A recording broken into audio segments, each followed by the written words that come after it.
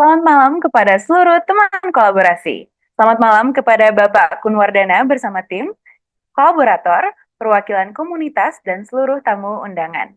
Selamat datang dalam Temu Plus Jakarta. Catatan kita untuk masa depan Jakarta bersama Kun Wardana. Perkenalkan, aku Kansa, salah satu kawan kolaborasi di Plus Jakarta yang akan memandu acara pada malam hari ini. Terima kasih semuanya untuk kehadirannya. Acara ini dibuat oleh teman-teman Plus Jakarta dengan mengajak seluruh teman kolaborasi untuk bertemu dan menyuarakan catatan hingga harapan akan kota kita kepada satu dari tiga calon gubernur Jakarta yang hari ini diwakilkan oleh Bapak Kunwardana dalam edisi Temu Plus Jakarta.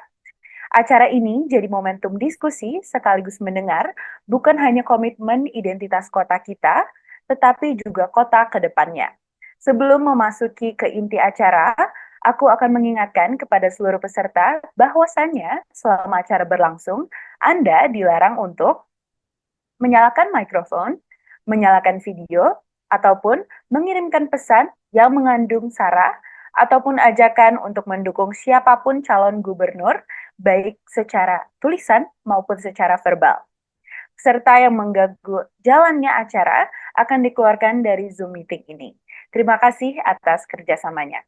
Baik, selanjutnya kita akan segera masuk ke acara utama, yaitu diskusi kota yang akan dipandu oleh Kak William Reynolds selaku Executive Director Plus Jakarta.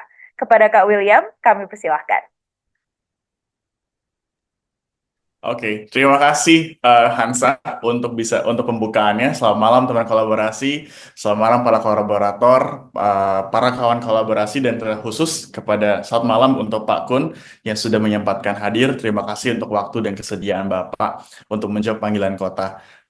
Teman-teman semua, ini merupakan kegiatan acara ketiga dari tiga Temu Plus Jakarta, catatan kita untuk masa depan Kota Jakarta edisi Kunwardana. Kita ingin dalam diskusi pada sesi hari ini untuk bisa mendengarkan, lalu juga bisa mendiskusikan, dan harapannya juga bisa menyampaikan apa sih yang menjadi gagasan, apa yang menjadi harapan kita sebagai warga kota kepada para calon pemimpin Kota Jakarta ke depannya. Tentu kita berharap agar seluruh pesan kita, semangat kita, value kita sebagai Plus Jakarta itu bisa disampaikan dengan baik. Saya akan coba buka sedikit dengan suatu visual. Mungkin teman-teman operator bisa bantu untuk bisa menggambarkan diskusi kita.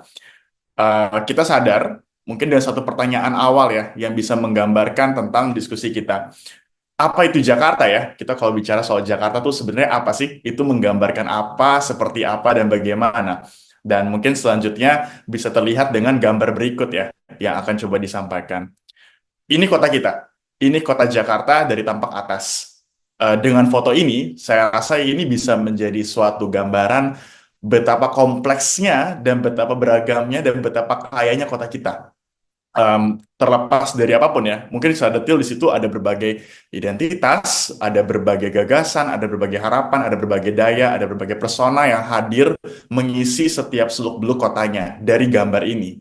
Nah, karena itu pastinya tentu harapan tersebut tidaklah homogen, tidaklah sama, tapi begitu beragam dan begitu banyak, dan tentu itu semua harus bisa kita akomodir. Nah, caranya bagaimana? Kalau kita kelompokkan secara sadar, mungkin ada dua kutub yang bisa kita lihat dalam gambar berikut. Sebelah kiri ada warga, ada komunitas, ada swasta, ada akademisi, media, dan sebagainya ya. Dan di sebelah kanan ada pembuat kebijakan yang diwakili oleh pemerintah ke depannya gitu ya. Baik saat ini maupun ke depannya. Nah, apa yang bisa menjembatani kedua harapan tersebut? Masing-masing pasti punya ekspektasi, punya prosedur masing-masing, punya gerak masing-masing. Nah, bagaimana cara menjembataninya? Justru dengan kesadaran tersebutlah, maka kota mewujudkan jembatannya. Jembatan itu adalah Plus Jakarta sendiri, dengan logo sebagai berikut. Justru di sini disampaikan bahwa semangat kita adalah untuk bisa menjembatani antara warga dan juga kota. Tentu dia bukan hanya sekedar menjadi suatu visual ya, yang memiliki font, ataupun warna yang ya bisa dilihat warnanya seperti berikut, warnanya sebagai berikut, polanya, dan juga tentu juga bagaimana dia bisa hadir dalam 6 warna ya, yang mewakili masing-masing kota administrasi. Tentu bukan hanya itu, tetapi ada satu makna penting yang terkandung dalam logo tersebut, yaitu yang dimana menjadi suatu undangan. Kita ingin agar dengan logo tersebut, sebetulnya kota berusaha untuk mengundang setiap unsur di dalamnya.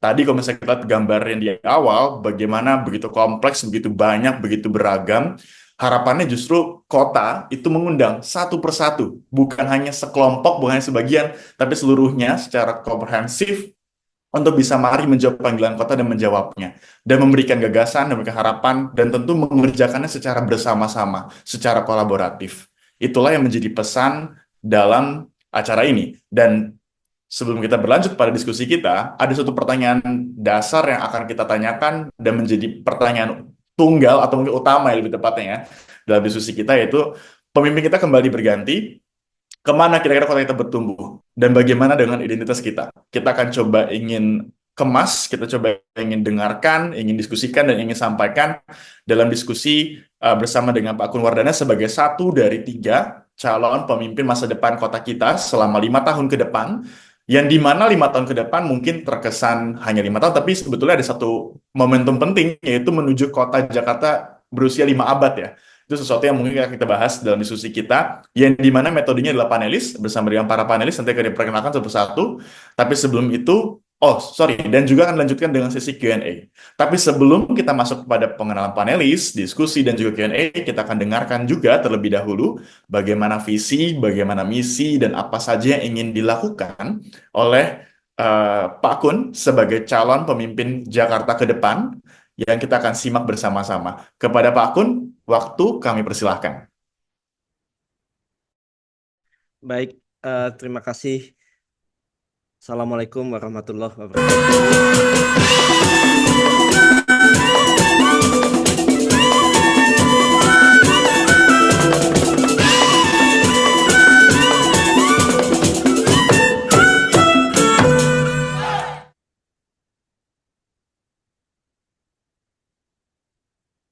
Ya. Assalamualaikum warahmatullahi wabarakatuh. Waalaikumsalam, Pak Ya, Kun. salam sejahtera buat kita semua. Terima kasih sudah mengundang kami untuk bisa hadir dalam event daring T Plus Jakarta ya. Baik, saat ini saya ingin sebetulnya menyampaikan beberapa gagasan. Kalau boleh PowerPoint-nya ditampilkan. Ya.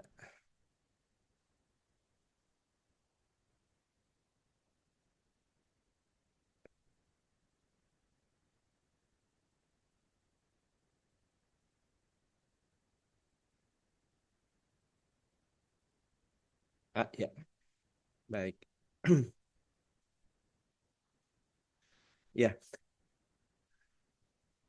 yang pertama kita melihat bahwa nanti setelah Jakarta bukan lagi ibu kota dari Indonesia, Jakarta akan menjadi kota perekonomian dan juga menjadi kota global. Artinya di sini kita khususnya Jakarta ini akan berkompetisi dengan kota-kota global lainnya. Ada beberapa indikator ya, salah satunya itu adalah infrastruktur. Di dalam dunia digital saat ini, infrastruktur digital ini menjadi sangat penting. Dan tema kali ini kami ingin menyampaikan hal-hal yang terkait dunia digital, dan saya yakin ya karena di sini banyak Gen Z dan millennials, mudah-mudahan ini bisa menjadi bahan diskusi yang bagus buat kita semua malam ini. Baik, mungkin slide berikutnya boleh ya. Jadi kita akan menggelar ya internet gratis 100 Mbps untuk semua rumah di Jakarta. Dan ini kita sudah diskusikan ya dengan Asosiasi Pengusaha Jasa Internet Indonesia atau APJI. Kemudian hal ini juga kita diskusikan dengan Aptiknas ya, Asosiasi Pengusaha TIK Nasional, dan HIPKI ya. Jadi intinya adalah bahwa penggelaran infrastruktur digital ini sangat memungkinkan karena penggelaran fiber optik itu sudah sampai 80% dari kawasan Jakarta ya. Nanti yang 20% itu kita akan menggunakan fixed wireless access ya. Jadi diharapkan dengan kita menggelar ini warga Jakarta memiliki kesetaraan ya, karena kita melihat bahwa dengan adanya misalnya saat ini ada kesenjangan digital ya, ada yang punya kuota, ada yang fakir kuota ya, ini nanti akan berdampak kepada kesenjangan sosial ya. Untuk itu eh, kita akan dorong infrastruktur ini, nanti selama 2 tahun kita akan pastikan bahwa itu sudah masuk ke setiap rumah di Jakarta, dan nanti juga pola kerjasamanya nanti akan win-win ya. Dan kita melihat bahwa mudah-mudahan ini bisa meningkatkan produktivitas dari warga, bisa memberikan kesejahteraan ya bagi para warga. Tentunya program internet gratis ini kita harus pagari ya, supaya warga Jakarta mendapatkan konten-konten positif, dan konten negatif kita akan saring ya dengan menggunakan teknologi. Kita juga ada tim pembina adab yang nantinya akan mendampingi agar eh, warga Jakarta bisa memilah dan memilih konten positif dan dan menyaring konten negatifnya. Kemudian kita juga akan memonitor traffic yang ada ya. Kita juga akan membuat regulasi sehingga konten-konten negatif itu kita akan. Kemudian kita juga nanti akan berikan pelatihan-pelatihan ya, baik itu yang sifatnya luring maupun sifatnya daring kepada warga Jakarta. Nanti kita akan lihat ya. Next ya. Jadi di sini teman-teman yang ingin berusaha melalui UMKM-nya, kita juga akan memberikan pelatihan juga kepada emak-emak, kepada ibu-ibu kita, bapak-bapak ya, walaupun lansia, kita juga usahakan mereka juga melek digital. Hal ini sebetulnya hampir sama dilakukan di berbagai negara ya, di Korea, bahkan di negara-negara Eropa ya. Mereka ingin transformasi negaranya menjadi negara digital ya, tentunya setiap warga itu bisa melek digital, dan di sana dilakukan secara komprehensif.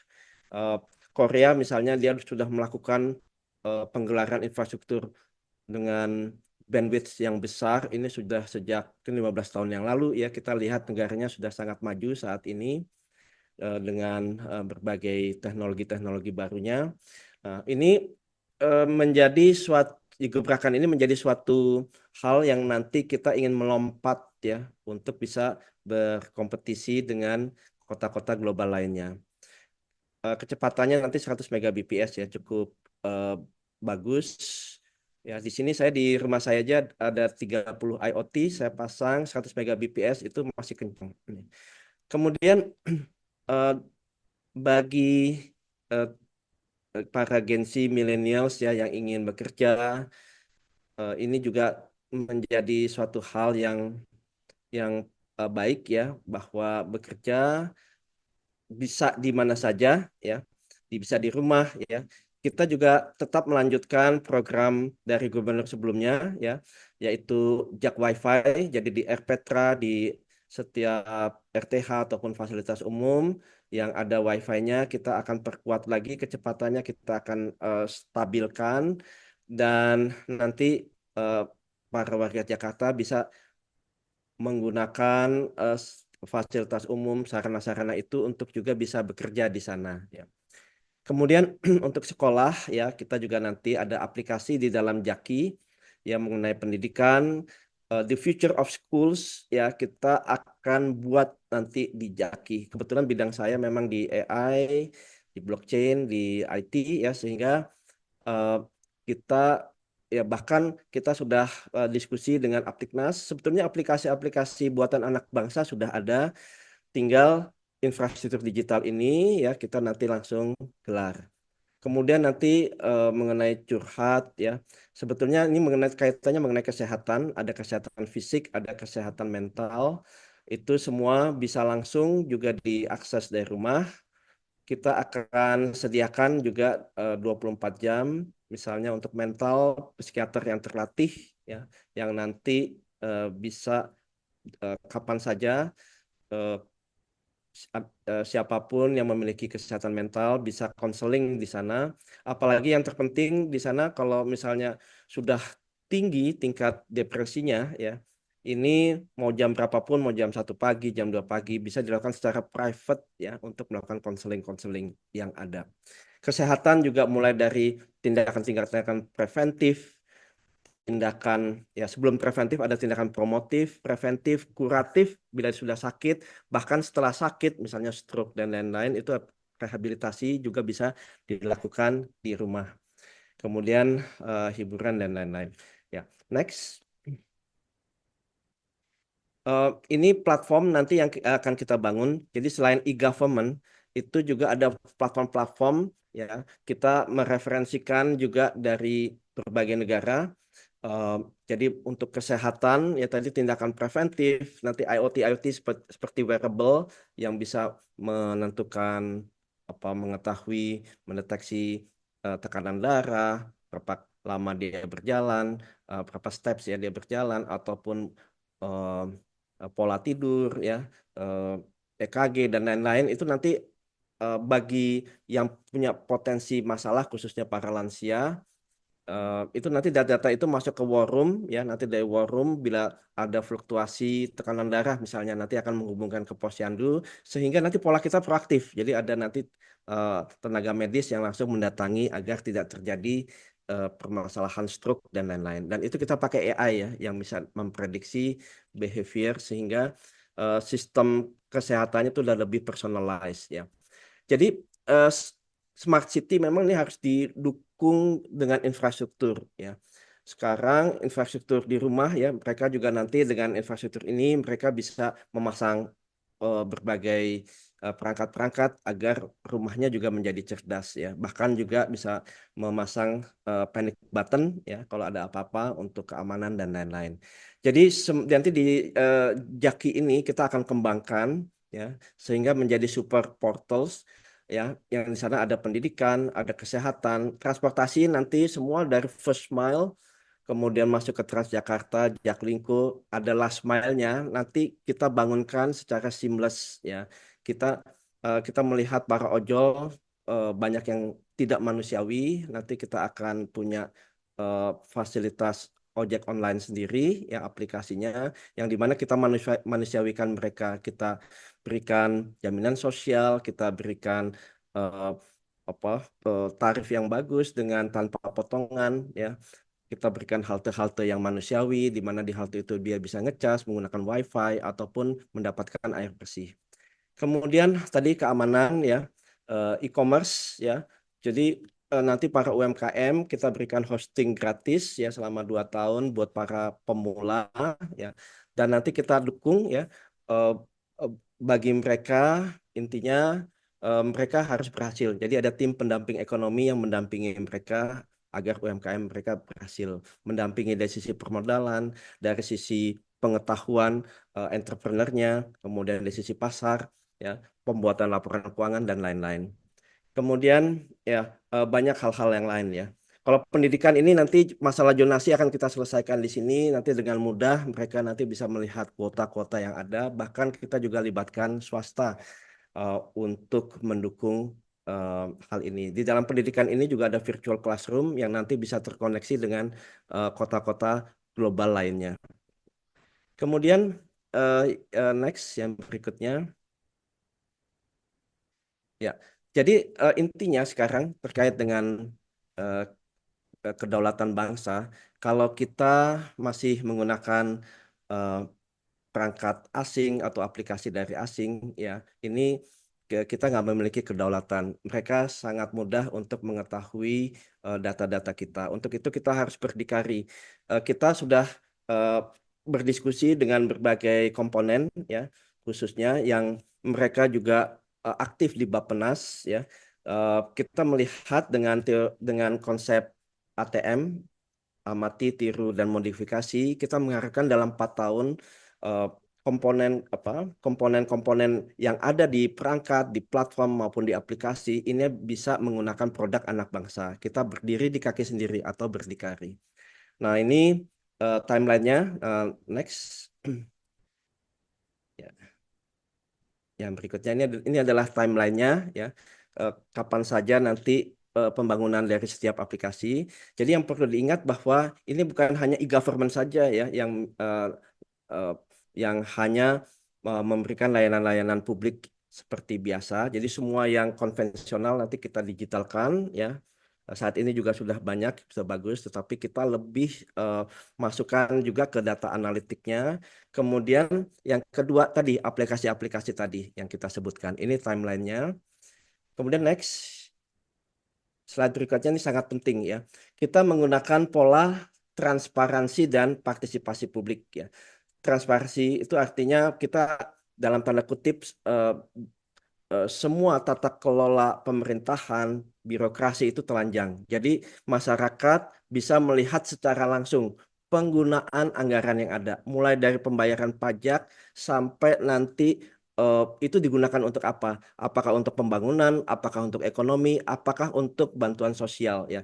Karena kita melihat bahwa masyarakat mengeluh KJP-nya tidak sesuai dengan janjinya, KJP-nya terhenti atau KLJ-nya untuk lansia itu juga tadi tidak sesuai dengan haknya. Ya, untuk itu dengan teknologi berbasis blockchain ini, ya karena ini teknologi ya dan sistem pencatatannya terdesentralisasi, bila ada yang memanipulasi data itu akan terlihat ya.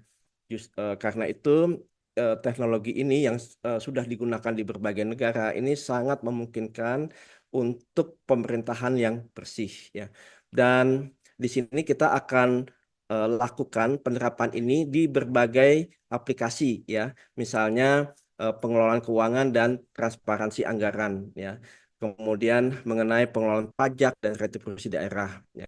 Kemudian juga manajemen rantai pasokan ini penting ya. Karena untuk ibu-ibu, emak-emak untuk mau melihat harga secara real time di POS ya, di point of sales-nya ya, mereka itu bisa lihat secara langsung ya, dari hulu ke hilir. Kalau terlampau banyak misalnya mediator-mediator yang bisa menaikkan harga, ini kan terlihat ya. Kita akan efisiensikan semua sehingga nanti harga-harga ini sembako dan lain-lain bisa dikendalikan dengan harga yang murah ya. Karena karena dengan ini semuanya kan menjadi terlihat ya. Bahkan nanti kita bisa lihat apakah produk ini mengandung GMO atau tidak, aslinya dari mana, itu akan terlihat semua. Kemudian sistem pengadaan barang dan jasa ini juga penting ya karena kita ingin adanya transparansi, eh, tidak ada markup di sana ya, dan kemudian proses berjalan dengan sebaik-baiknya. Dan ini kalau ini diterapkan, ini akan terjadi penghematan yang begitu besar dan penghematan ini nanti untuk manfaat bagi warga Jakarta. Ya. Termasuk juga hal-hal seperti sertifikasi dan manajemen aset tanah ya. Jadi kita bisa mengurangi berbagai sengketa yang ada. Ya. Intinya dari semua ini ya, dari transparansi ini kita ingin partisipasi publik ya. Mereka bisa melihat ini, bahkan kita ingin mengajak mereka untuk juga menentukan arah kebijakan pemerintahan nanti ya, andaikan kami terpilih.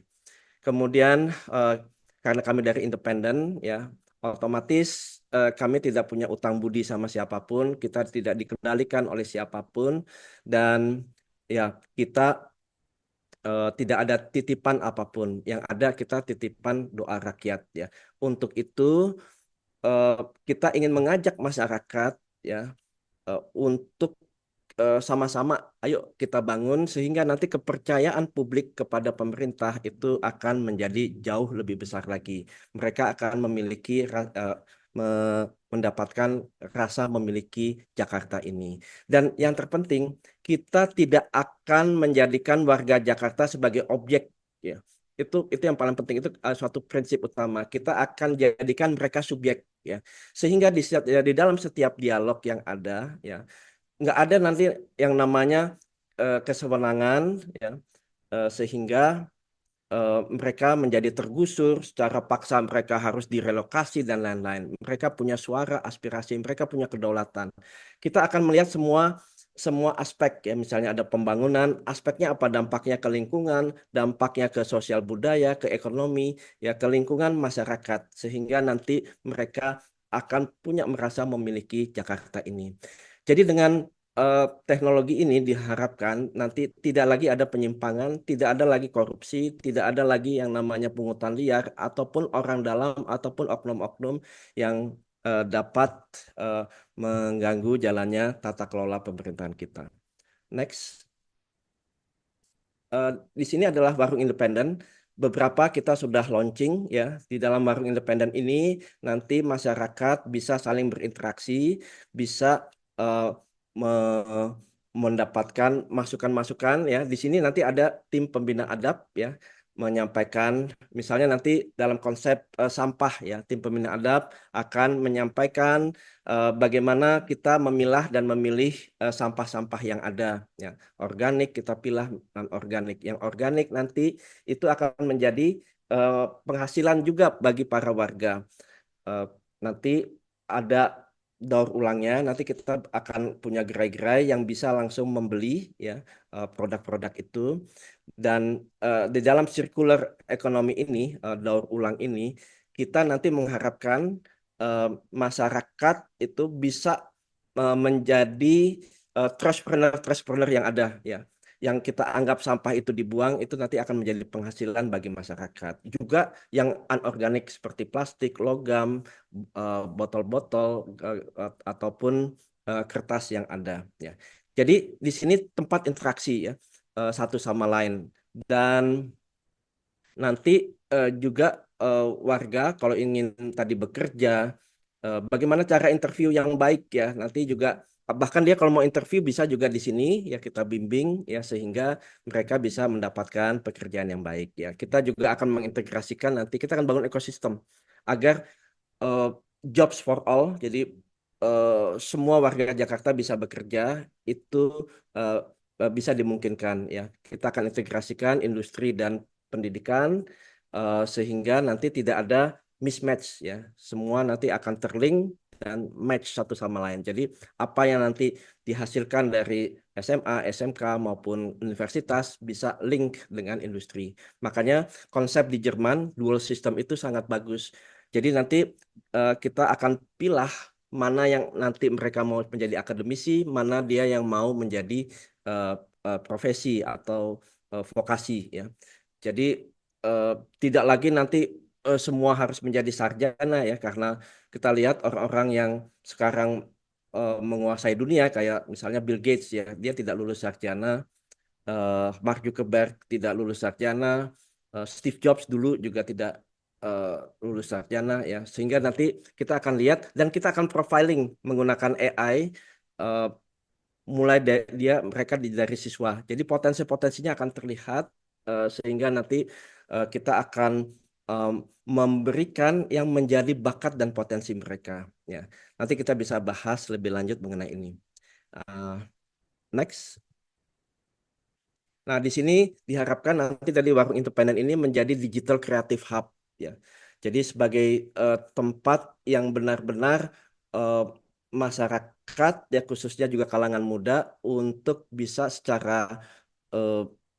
eh, secara cepat bisa menyampaikan eh, atau mengekspresikan kreativitasnya. Jadi nanti ya mereka juga akan dibimbing untuk yang menjadi content creator, digital marketer ya dan apapun ya yang nanti sifatnya masa depan ya kita juga mengharapkan mereka eh, bisa mendapatkan pemahaman mengenai AI. Jadi AI sendiri memang ada sisi positif dan negatif ya. Sisi negatifnya misalnya dilakukan untuk penipuan dan lain-lain. Tetapi saya melihat ada 80% nilai positifnya. Karena AI ini luar biasa ya untuk bisa membuat satu video, eh, musik dan lain-lain kita nggak perlu lagi eh, ya, oke, baik. Kita tidak perlu lagi membutuhkan waktu lama ya. Justru itu nanti kita juga akan berikan pemahaman mengenai AI ini secara baik ya. Kemudian yang berikutnya karena waktu udah habis ya, saya langsung ke terakhir aja. Oke, berusukan ya. Berikutnya. Jadi nanti kalau belusukan itu ditatap muka ke kami, gubernur dan wakil gubernur, itu kita jadwalkan dan nanti lebih luas lagi masyarakat bisa tatap muka kepada kami, ya. Bukan hanya di balai kota saja, tetapi masyarakat bisa, ya. Kemudian Akademi Independen ini adalah pelatihan-pelatihan, ya. Kami sudah eh, berkomunikasi dengan HIPKI, Himpunan Pelatihan dan Kursus Indonesia. Ada 17.000 pelatihan dan mereka mau membantu memberikan modul-modulnya untuk warga Jakarta, termasuk nanti LSP-nya, sertifikasi yang melekat ke personal. Baik, kemudian terus. Ya, ini berita independen. Nanti kita harapkan ada citizen journalism, ya, jurnalis warga yang nanti akan kita bina semua potensi di RW setempat, kemudian potensi masalah dan lain-lain dimasukkan di sini ya. Kami akan proaktif melihat ini dan semua yang ada ya kita lakukan data analitik sehingga kita akan proaktif untuk memberikan solusi tanpa nanti dia memberikan masukan masalah kepada kita. Kita yang harusnya bisa lebih tahu masalah-masalah mereka ya. Makanya citizen journalism ini menjadi suatu hal yang penting. Baik, mungkin itu saja dari kami ya. Kami mengucapkan terima kasih. Baik, terima kasih Pak Akun untuk gagasan dan juga penyampaian program-program maupun visi dan misinya. Terima kasih sudah menyampaikan terkait dengan visi untuk menjadikannya Jakarta sebagai kota global yang menjunjung dua asas ya Pak ya, keadilan dan juga keberadaban. Dan itu semua diwujudkan tadi kalau bisa saya highlight di bidang infrastruktur, teknologi, dan lebih daripada itu juga ada satu unsur yang Bapak tadi sempat highlight yaitu membangun partisipasi yang baik dan tentunya juga dengan langkah-langkah konkret dengan membangun dialog yang partisipatif di dalam berbagai hal. Dan tadi kita harapkan semoga ini bisa terwujudkan bagaimana Bapak mendapatkan amanat tersebut. Dan lebih lanjut Pak, nanti kita akan coba diskusikan mungkin lebih pada konteks yang berbasis komunitas maupun masyarakat. Dalam hal ini mungkin nanti akan berbahas terkait dengan taman, terkait dengan transportasi dan sebagainya yang akan kita bahas bersama dengan para panelis. Sebelum itu coba saya sebutkan satu persatu dan coba perkenalkan dalam sesi kali ini. Yang pertama, merupakan salah satu bagian dari komunitas Ayo ke Taman, merupakan lulusan arsitektur lanskap Universitas Udayana. Selain aktif di Ayo ke Taman, ia juga terlibat dalam kegiatan-kegiatan yang berkaitan dengan participatory planning dan aktif mengkampanyekan gaya hidup perkotaan yang berkelanjutan. Aksan Inantama dari Ayo ke Taman. Halo Mas Aksan, selamat malam. Malam Kak Abil, Selamat malam, terima salam kasih sudah mau mengenal bergabung. kolaborasi. Ya, Terima kasih. Dan selanjutnya untuk panelis kedua merupakan Kepala Divisi Advokasi dan Kerjasama Forum Diskusi Transportasi Jakarta, alumnus program studi Teknik Mesin di Universitas Singa Perbangsa Karawang, punya passion dan concern soal transportasi publik. Saat ini pernah waktu mengembangkan amanat di Forum Diskusi Transportasi Jakarta atau FDTJ yang berfokus sebagai salah satu katalisator pengembangan transportasi publik di Jakarta. Dari Mas Haikal Abdurazik dari FDTJ. Mas Haikal, selamat malam. Halo, selamat malam. Selamat malam Mas Haikal, terima kasih sudah mau bergabung. Kita lanjut untuk panelis berikutnya. Merupakan alumnus studi perkotaan perantau di Jakarta, buat proyek yang berusaha mengembangkan atau membahas kota dari perspektif masyarakat ataupun warga di Menemu Kenali, yang sudah memiliki 10.000 pengikut di Instagram dan 10 juta penonton di Reels mereka. Mereka aktif mengajak warga kota muda dan kelas menengah untuk mengenali dan merayakan berbagai fenomena yang terjadi di kota mereka tinggal. Haritz Kamaludin dari Menemu Kenali Project. Selamat malam Mas Haritz. Selamat malam Mas William, selamat malam Pak Kuradana. Terima Terima kasih kasih sudah sudah bergabung. Terima kasih sudah bergabung Mas Harit. Dan selanjutnya kita perkenalkan satu lagi panelis kita. Merupakan sosok yang aktif dalam bidang pariwisata dan ekonomi kreatif, khususnya di Jakarta yang mempromosikan seni dan budaya Indonesia. Melalui Mula Indonesia, Yayasan Kota Tua, dan Festival Budaya, ia berusaha mengembangkan Kota Tua sebagai destinasi pariwisata, pusat ekonomi kreatif, dan pelestarian budaya, sekaligus wadah UMKM lokal untuk melompat lebih tinggi. Kita perkenalkan Ibu Eti Teja Laksana dari Mula Indonesia dan Yayasan Kota Tua. Selamat malam Bu Eti. Selamat malam Kak William. Selamat malam Terima- Pak Kun. Selamat malam sahabat sekalian. Terima kasih Bapak Ibu sudah mau bergabung, sudah mau hadir dalam diskusi kita. Mungkin kita mulai dengan diskusi mungkin akan lebih santai karena semua masih di tempat masing-masing dan kita semua sifatnya daring. Tapi semoga diskusi daring ini tidak mendiskreditkan atau tidak mengecilkan esensi ataupun substansi diskusi kita pada malam hari ini.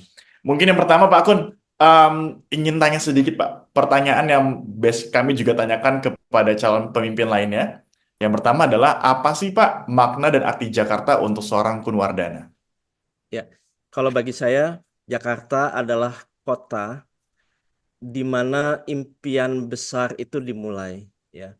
Karena kita melihat banyak sekali peradaban-peradaban, kecerdasan budaya dan kearifan lokal yang sangat tinggi meaningnya ya, value-nya ya.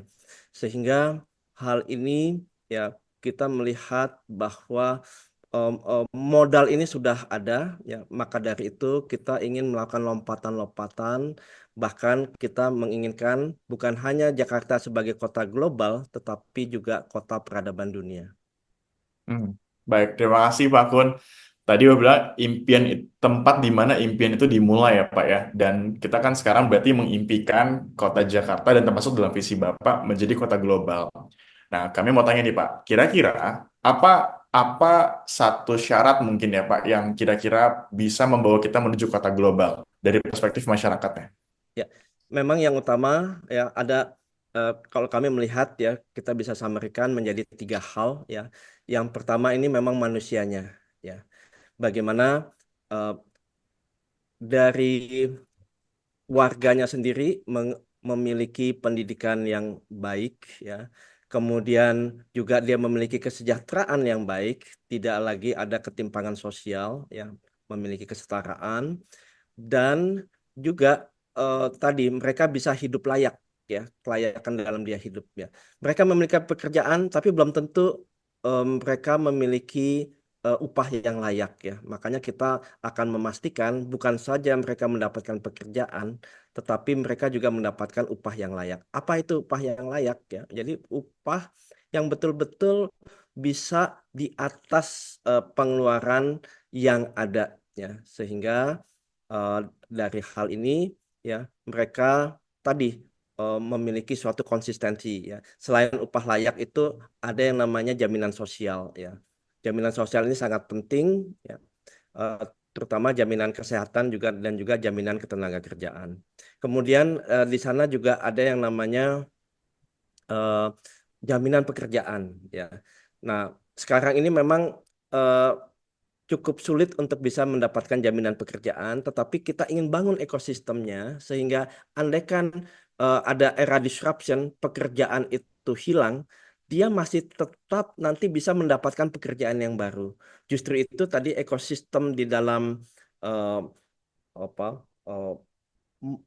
di dalam pekerjaan ini yang mulai dari pencari kerja, kemudian lapangan kerja itu sendiri dan pelatihan-pelatihan yang ada itu terintegrasi satu sama lain ya, sehingga nanti bila ada yang misalnya satu departemen dia terdisrupt ya, dia tidak ada lagi karena perkembangan teknologi, maka nanti dia bisa dilakukan upskilling atau reskilling ya, sehingga mereka bisa bekerja lagi.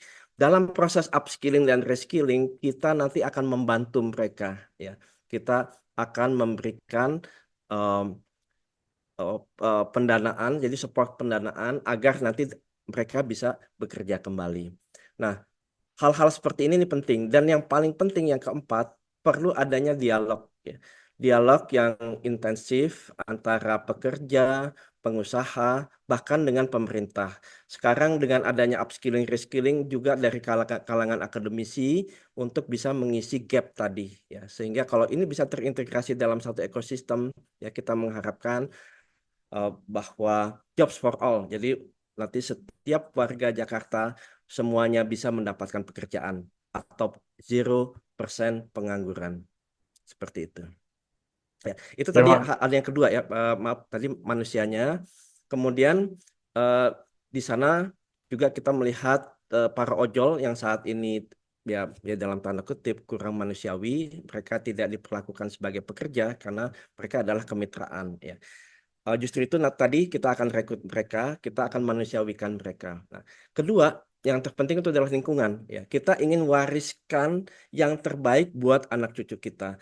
Makanya Gen Z millennials ini sebetulnya ya mereka yang nanti akan banyak menanggung itu ya permasalahan misalnya pembangunan ya. Tetapi pembangunan itu diberikan izin, tetapi ini banyak berdampak kepada lingkungan ya. Kita nggak mau seperti itu. Kita betul-betul dampak lingkungannya harus dilihat. Jadi ada kehati-hatian nanti karena kita perlu ada keberlangsungan di dalam lingkungan hidup ya. Maka dari itu hal-hal seperti polusi udara, pencemaran air di sumber-sumber air yang ada ya, di danau, di sungai dan lain-lain. Ini sangat menjadi concern bagi kami. Kemudian yang berikutnya adalah kota yang memiliki daya saing ya. Untuk itu dengan era modern saat ini, era digital saat ini, kita gelar infrastruktur adalah untuk menyambut itu. Di negara-negara lain sudah sangat maju ya. Mereka memiliki the minimum bandwidth yang ada untuk warga itu sudah sangat maju sekali. Kita jauh terbelakang. Untuk itu kenapa kita buat gebrakan setiap warga punya internet ya. Yang pertama itu adalah itu. Kalau kita ingin berkompetisi, ya kita harus nggak tanggung-tanggung ya.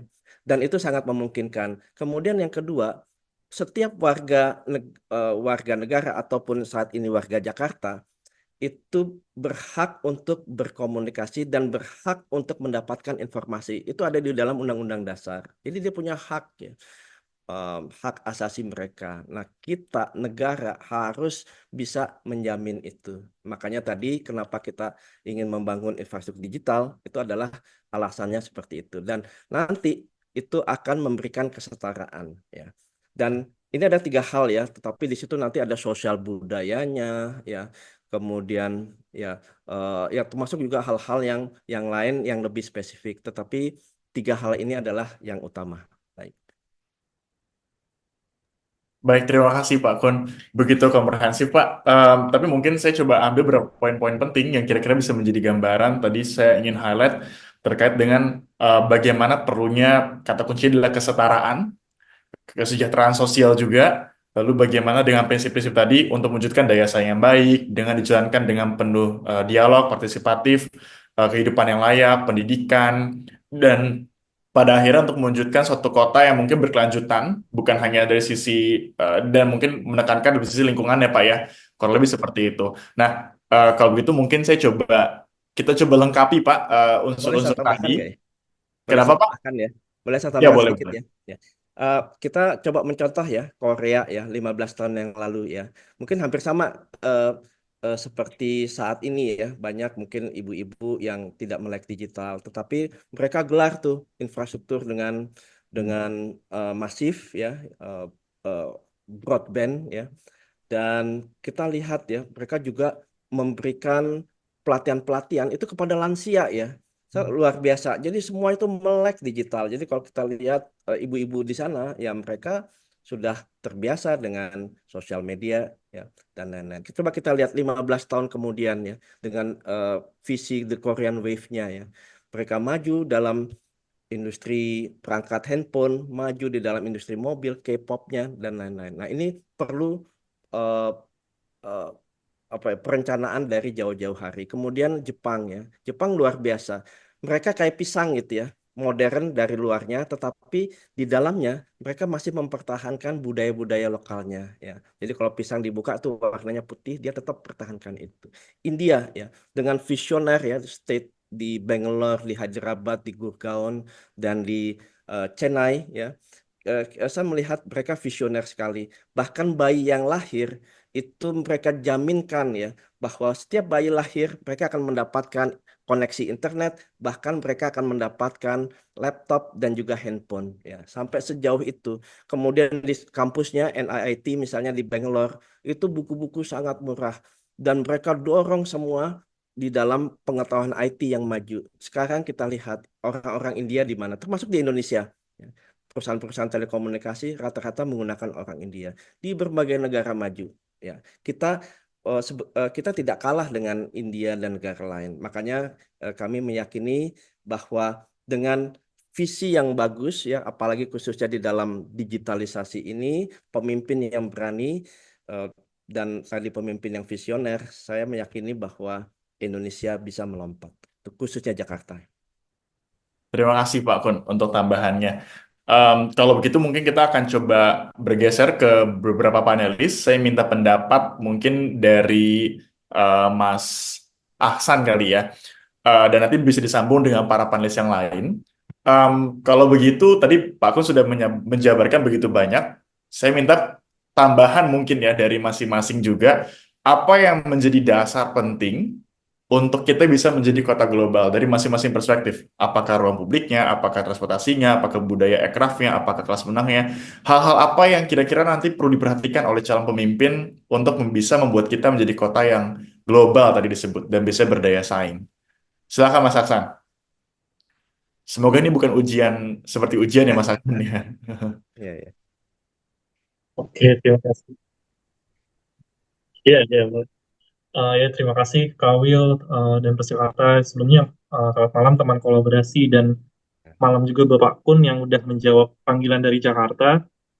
Bicara mengenai kota global, sebenarnya selain teknologi yang tadi banyak dibicarakan oleh Bapak Kun, juga dukungan berupa lingkungan yang kualitasnya baik juga perlu didukung untuk menjamin kesejahteraan dan yang apa ya membangun manusia yang beradab gitu yang seperti programnya dari Bapak Kun.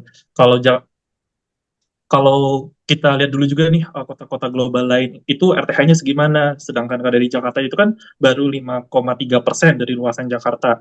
Di undang-undang juga mensyaratkan kalau misalkan luasan RTH itu minimal 20%.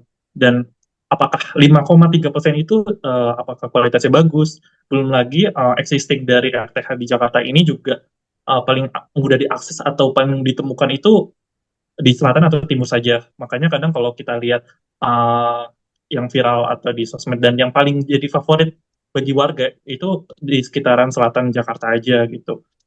Bandingin juga dengan luasan RTH di kota-kota global lain seperti yang dekat ini misalkan dari KL, Kuala Lumpur atau Singapura, yang mana dihitung dari luas per kapitanya itu Jakarta itu hanya 6,2 meter persegi per kapita, sedangkan KL atau Kuala Lumpur itu 12,7 meter persegi per kapita, itu 2 kali lipatnya, dan Singapura itu lebih tinggi lagi, yaitu 56,3 meter persegi per kapita, yang merupakan ini data dari tahun 2020. Kayak di Australia juga beberapa kota udah mencapai 40% dari luas wilayahnya. Jadi menitip juga sih komitmen dari untuk Bapak untuk perluasan RTH dan juga dibarengi dengan peningkatan kualitasnya itu. Itu dulu sih, Kak Will.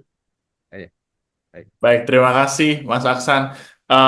Mungkin supaya ini Pak Kun, saya izin tambahkan satu lagi mungkin dari perspektif transportasi Pak ya, baru setelah itu ditanggapi supaya bisa komprehensif, karena saya rasa nanti akan cukup berkesinambungan. Silakan Mas Haikal, mungkin apa yang kira-kira menjadi faktor penentu atau mungkin jadi dasar penting ya untuk bisa mengatakan bahwa oh Jakarta sudah global nih, oh Jakarta sudah menuju kota global misalnya gitu. Baik, terima kasih Kak Will. Selamat malam Pak Kun.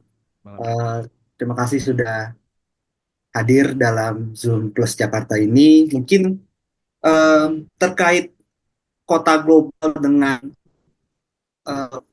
transportasi publik ya. Ya saat ini memang Jakarta sudah menuju transportasi yang bisa dibilang hampir sesuai dengan kota global, dengan jaringan yang sangat banyak, dan mungkin kedepannya itu jaringan tersebut mesti lebih ekstensif dengan menggandeng stakeholder di luar Jakarta seperti pemerintah-pemerintah yang ada di Bodetabek, dan juga jaringan transportasi di Jakarta ini sudah banyak sekali ya, mulai dari Transjakarta, MRT yang sudah diextend sampai ke kota nanti 2029 insya Allah jadi, lalu LRT Jakarta yang akan diextend sampai Manggarai, dan juga untuk kategori kota global terhadap transportasi ini adalah aksesibilitas, di mana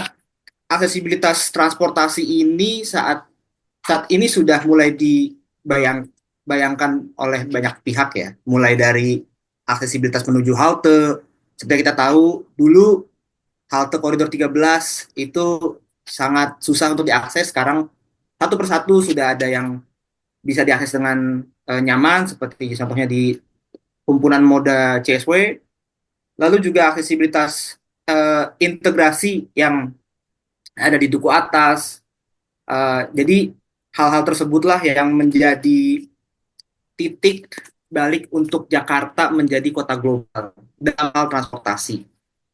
Lalu selain itu adalah, selain aksesibilitas, bagaimana fasilitas tersebut, armada transportasi tersebut itu bisa lebih inklusif untuk seluruh golongan, baik disabilitas ataupun kelompok-kelompok rentan lainnya. Dan mungkin tadi Pak Kun sudah berbicara soal AI segala macam, ya memang itu hal yang baik dan perlu kita sadarkan untuk masa depan ya, apalagi terkait mobilitas transportasi ke depannya sangat membutuhkan teknologi AI ataupun IoT dalam pengembangan sistem angkutan umum massal atau SAUM, dan ya mungkin ke depannya untuk menjadi kota global, Jakarta terkait transportasinya mesti juga mengadaptasi beberapa komponen-komponen AI. Lalu selain itu yang dibutuhkan juga untuk mendorong masyarakat menggunakan transportasi umum, kita punya strategi yang namanya push and pull policy, dan juga hal-hal yang ekstensif dari perjalanan first mile dan last mile-nya, ya mungkin itu yang harus menjadi titik utama dalam pengembangan transportasi Jakarta menuju kota global yang seutuhnya. Mungkin sekian dulu dari saya, Kak Wil. Siap, terima kasih Mas Haikal, Mas Aksan untuk masukannya dan juga tambahan-tambahan tadi ya. Mungkin sedikit merangkum Pak Kun sebelum mungkin mohon direspon dan ditanggapi nantinya.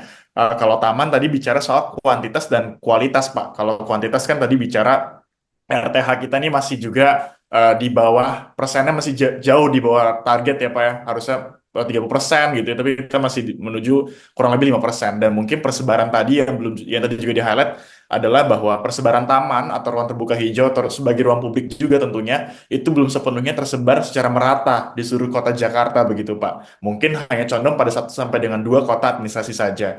Dan terkait dengan transportasi tadi disampaikan ada penguatan jaringan transportasi yang perlu diperluas dan diperkuat tentunya.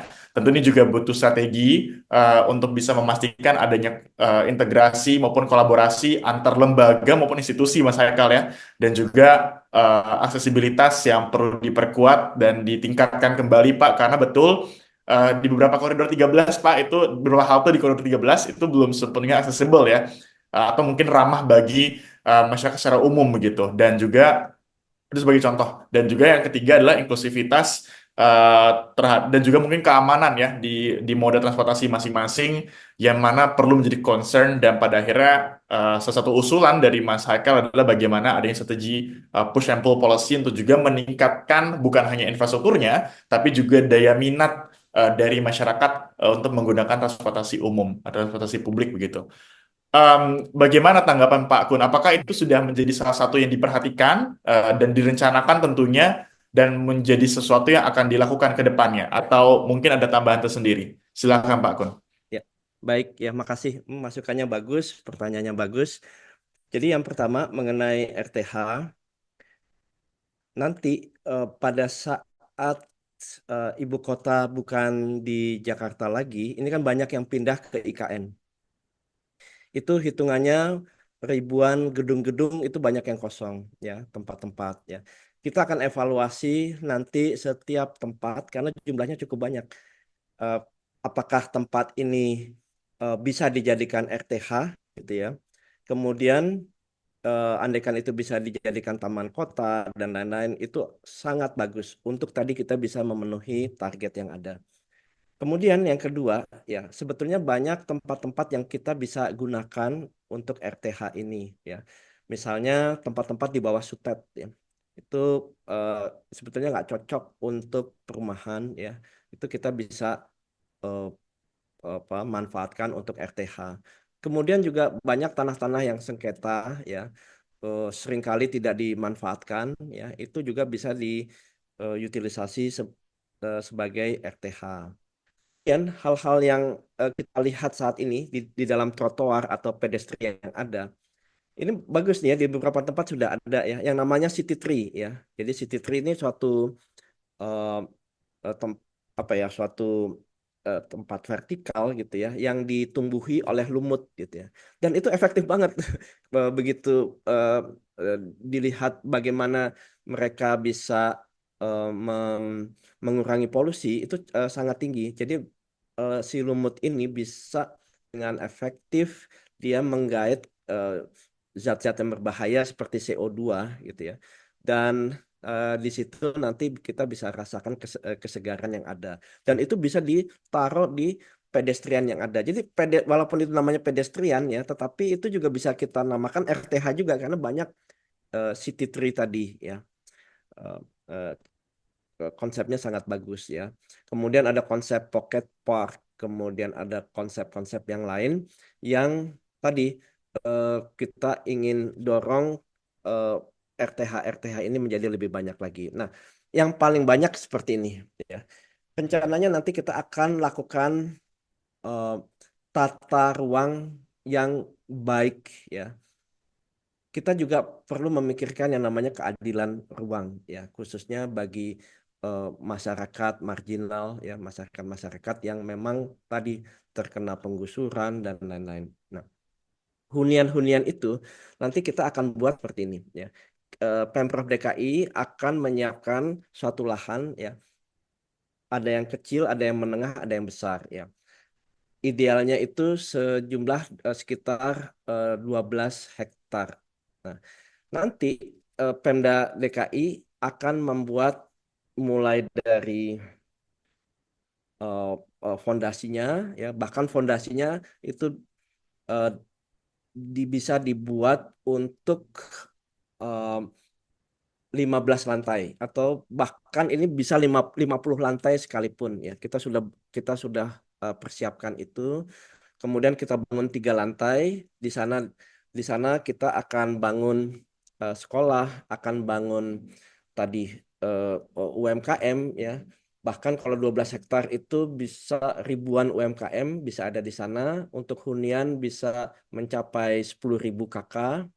Kemudian eh, di sana juga ada tempat-tempat BLK ya. Kemudian eh, kayak warung independen, tempat untuk para komunitas bisa bertemu dan lain-lain. Jadi fasilitas kita buatkan, kemudian di sana juga tempat TOD ya, Transit Oriented Development ada di sana. Jadi begitu mereka keluar sudah ada transportasi publik yang ada. Nah, nanti kita tawarkan ke berbagai lokasi di sekitar, apakah mereka mau untuk pindah ke sana ya. Karena eh, berdasarkan riset yang ada, 50% warga Jakarta ternyata tidak memiliki rumah. Dan sampai 2045, kalangan Gen Z, ya, kalangan milenial, kalangan muda, ya, itu terancam tidak memiliki hunian sampai tahun 2045. Ya. Jadi artinya hunian ini menjadi suatu isu yang besar. Ya. Untuk itu dengan hal ini, kita nanti mencoba memindahkan ya mereka-mereka tadi ya kita teruslah ya jadi kita istilahnya tukar guling satu sama lain. Nah kita juga udah ngobrol sama beberapa yang mengerti di Bank DKI apakah ini memungkinkan kalau misalnya ada gap misalnya mereka kurang untuk bisa mendapatkan hunian layak di sini. Jadi huniannya itu sebesar 120 meter persegi. Jadi lumayan cukup bagus dan tadi nah menariknya gini eh, nanti setiap 10 lantai kita akan bangunkan lagi ada UMKM di sana dan lain-lain ya. Naik lagi terus. Jadi buat anak cucu mereka ya itu bisa terus dibangunkan ya karena tadi dia bisa sampai 50 lantai ya. Ya. Tapi memang untuk tahap awal ya kita melihat bahwa kita bangunkan 3 lantai, nanti juga berikutnya 10 lantai dan seterusnya. Nah, apa yang kita bisa dapat dari sini? Ternyata ini menarik ya. Kalau misalnya di lokasi 12 hektar itu eh, bisa dimanfaatkan sepenuhnya ya. Tadi dengan eh, total itu 50 lantai, hitungannya itu 100 hektar kita bisa mendapatkan tanah kosong. Ya. Nah, sehingga itu nanti kita bisa manfaatkan sebagai RTH. Ya. Jadi begitu terus ya. Dan kita, saya hitung by GIS ya. GIS langsung berapa kepala keluarganya, kemudian eh, kemudian kita proyeksikan ke hunian layak vertikal ini ya sehingga nanti kita bisa kelihatan berapa nanti di setiap kelurahan kita mendapatkan ruang kosong. Nah, ruang kosong ini nanti kita dorong untuk RTH. Sambil nanti di setiap gedung juga ada vertical farming dan lain-lain, penghijauan ya, sehingga nanti udara Jakarta ini bisa menjadi lebih bersih lagi. Nah, kemudian tadi terkait dengan eh, transportasi ini menjadi suatu hal yang sangat penting karena di setiap kota global yang maju transportasinya itu sangat baik.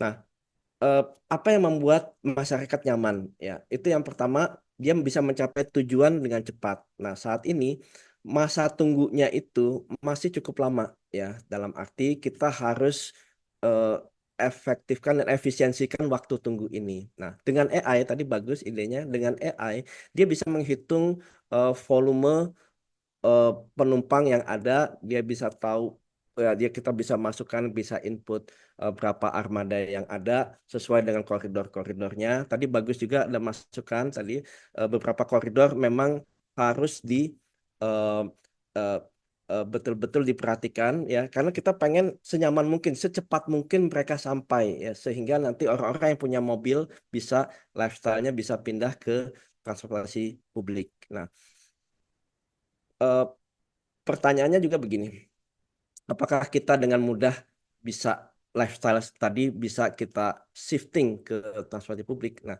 saya menyampaikan bahwa gubernur dan wakil gubernur ini kita seperti babeh gitu ya. Kemudian warga Jakarta seperti anak-anak kita. Nah, kita harus memberikan keteladanan ya. Untuk itu semuanya kita mulai dari gubernur dan wakil gubernur dan aparat pemerintah. Kita akan menggunakan transportasi publik ya. Kita akan berikan keteladanan kepada mereka. Nah, sehingga nanti eh, begitu tadi sudah aman, bahkan nanti ya jangkauan itu ya kita akan perluas ya sehingga Jaklingko-nya itu bisa sampai ke kawasan-kawasan perumahan dan juga kawasan industri ya dan juga kawasan-kawasan di perbatasan dan lain-lain. Nah, ini yang membuat mereka menjadi nyaman. Kemudian eh, tadi juga kita akan integrasikan dengan ojek online juga ya, sehingga nanti kita semuanya bisa terpadu, saling terintegrasi satu sama lain. Nah, eh, transportasi publik ini ya kita mulai juga dari kita selama 5 tahun nanti itu nanti semuanya sudah berbahan bakar yang ramah lingkungan ya. Kemudian kalau dia pakai listrik ya listriknya nyolok ke PLTU. PLTU menyebabkan polusi udara. Nah ini nggak baik ya. Justru itu kita akan menggunakan eh, eh, misalnya seperti panel surya ya. Panel surya di setiap recharge baterainya ya sehingga eh, ramah lingkungan. Dan nanti berlaku untuk semua eh, fasilitas yang ada di Pemda DKI. Jadi kita mulai dulu ya. Kita berikan keteladanan. Ini kita sudah pakai solar cell ya. Jadi ada 3 hal ya, solar cell, eh, eh, kincir angin ataupun air ya. Tetapi utamanya ya kita tidak mau lagi berbahan bakar fosil. Nah, kemudian nanti pada saat mereka sudah nyaman ya, kita juga di sini em, karena kita punya program ADAP ya, jadi tim pembina ADAP nanti juga akan memberikan kenyamanan lagi ya, misalnya ADAP untuk ya kalangan difabel kita harus bantu ya. Kemudian lansia, ibu-ibu hamil ya. Jadi ada adab untuk mempersilahkan mereka duduk dan lain-lain sehingga mereka pun juga nyaman untuk bisa eh, duduk di Transjakarta dan lain-lain. Nah, pertanyaannya sekarang Transjakarta ini ada di tengah, sedangkan kalangan difabel agak kesulitan. Makanya lift yang ada dan lain-lain ini juga harus bisa memberikan akses untuk kalangan-kalangan difabel.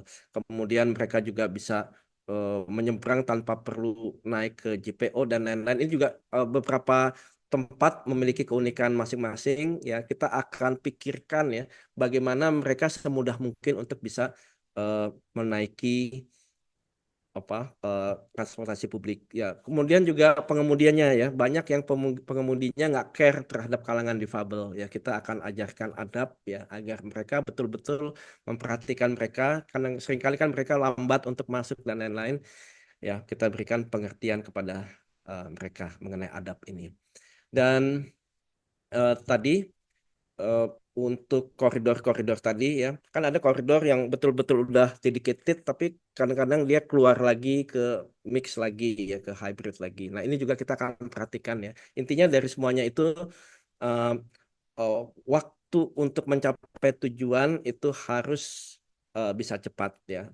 Dan kita juga harus pikirkan nanti eh, eh, total atau peningkatan jumlah penumpang ya yang bisa kita antisipasi karena dikaitkan dengan jumlah armada yang ada. Makanya AI itu menjadi penting di dalam menganalisa semua data-data yang ada sehingga kita bisa memberikan keputusan yang tepat ya untuk semuanya. Baik. Baik, terima kasih Pak Kun. Komprehensif untuk jawabannya. Silakan Mas Aksan dan Mas Haikal coba diresapi terlebih dahulu ya. Coba didengarkan terlebih dahulu. Nanti kalau misalnya memang sudah di catatan, kita silakan akan ada sesinya untuk disampaikan tanggapan atau mungkin catatan ataupun harapan ya yang perlu diberikan kepada calon pemimpin kita, yaitu Pak Kun Wardana. Selanjutnya kita akan bergeser mungkin ke panelis berikut ya Pak. Ini kalau tadi bicara soal ruangnya Pak ya, taman dan juga transportasi. Kali ini mungkin akan lebih berorientasi pada manusianya nih Pak. Yang dimana akan diwakilkan oleh Mas Harits dari Menemukan Kenali dan juga Bu Eti. Tentu dari masing-masingnya ada isu yang ingin dibawa dan ingin disampaikan. Tapi saya akan tetap pada pertanyaan yang di awal, Bu Eti dan Mas Harits. Kira-kira apa yang menjadi satu dasar penting atau mungkin menjadi faktor ya yang bisa membuat kita sebagai warga mengatakan bahwa oh Jakarta sudah menjadi kota yang menuju ataupun bahkan sudah menjadi kota global begitu dari perspektif Mas Harit sebagai kelas menengah maupun Bu Eti yang dimana concern pada isu ekonomi kreatif. Mungkin kita langsung beri kesempatan kepada Bu Eti terlebih dahulu ya, Bu Eti. Silakan Bu Eti. Terima kasih Kak Will. Eh, izin Pak Kun menanggapi apa yang dipaparkan oleh Bapak. Udah keren banget ya Pak ya gitu loh. Saya justru bingung nih gitu.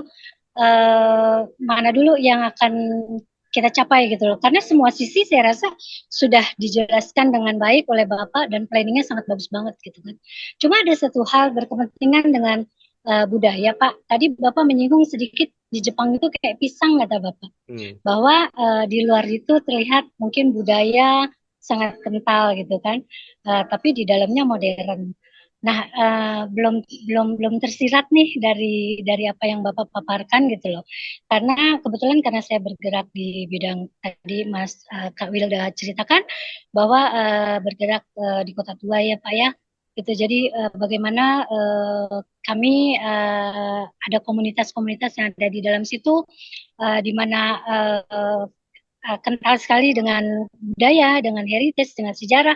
Gitu. Tentunya kami juga kepingin di ini nih di note ya sama Bapak gitu loh bahwa eksistensi kami juga ada gitu loh sehingga yang utama secara payung besarnya budaya ini mau dikemanakan gitu loh sementara kan budaya kita begitu begitu luar biasa ya gitu saya rasa mungkin kalau kita bicara kalau saya sih pede banget Pak gitu bahwa dengan budaya kita yang akan kita kembangkan ya, yang tentunya nanti akan menuju ke sebuah pergerakan perekonomian lewat pariwisata itu bisa jadi PAD mungkin PAD nomor 1 kali itu pede banget tuh gitu karena buat saya pariwisata itu adalah sebuah aset yang nggak pernah akan ada habisnya manakala kita mau memeliharanya dan mengembangkannya tentunya nah itu menjadi satu catatan saya rasa tadi yang saya paling tertarik adalah bagaimana Bapak berencana untuk masalah pendidikan ya Pak ya.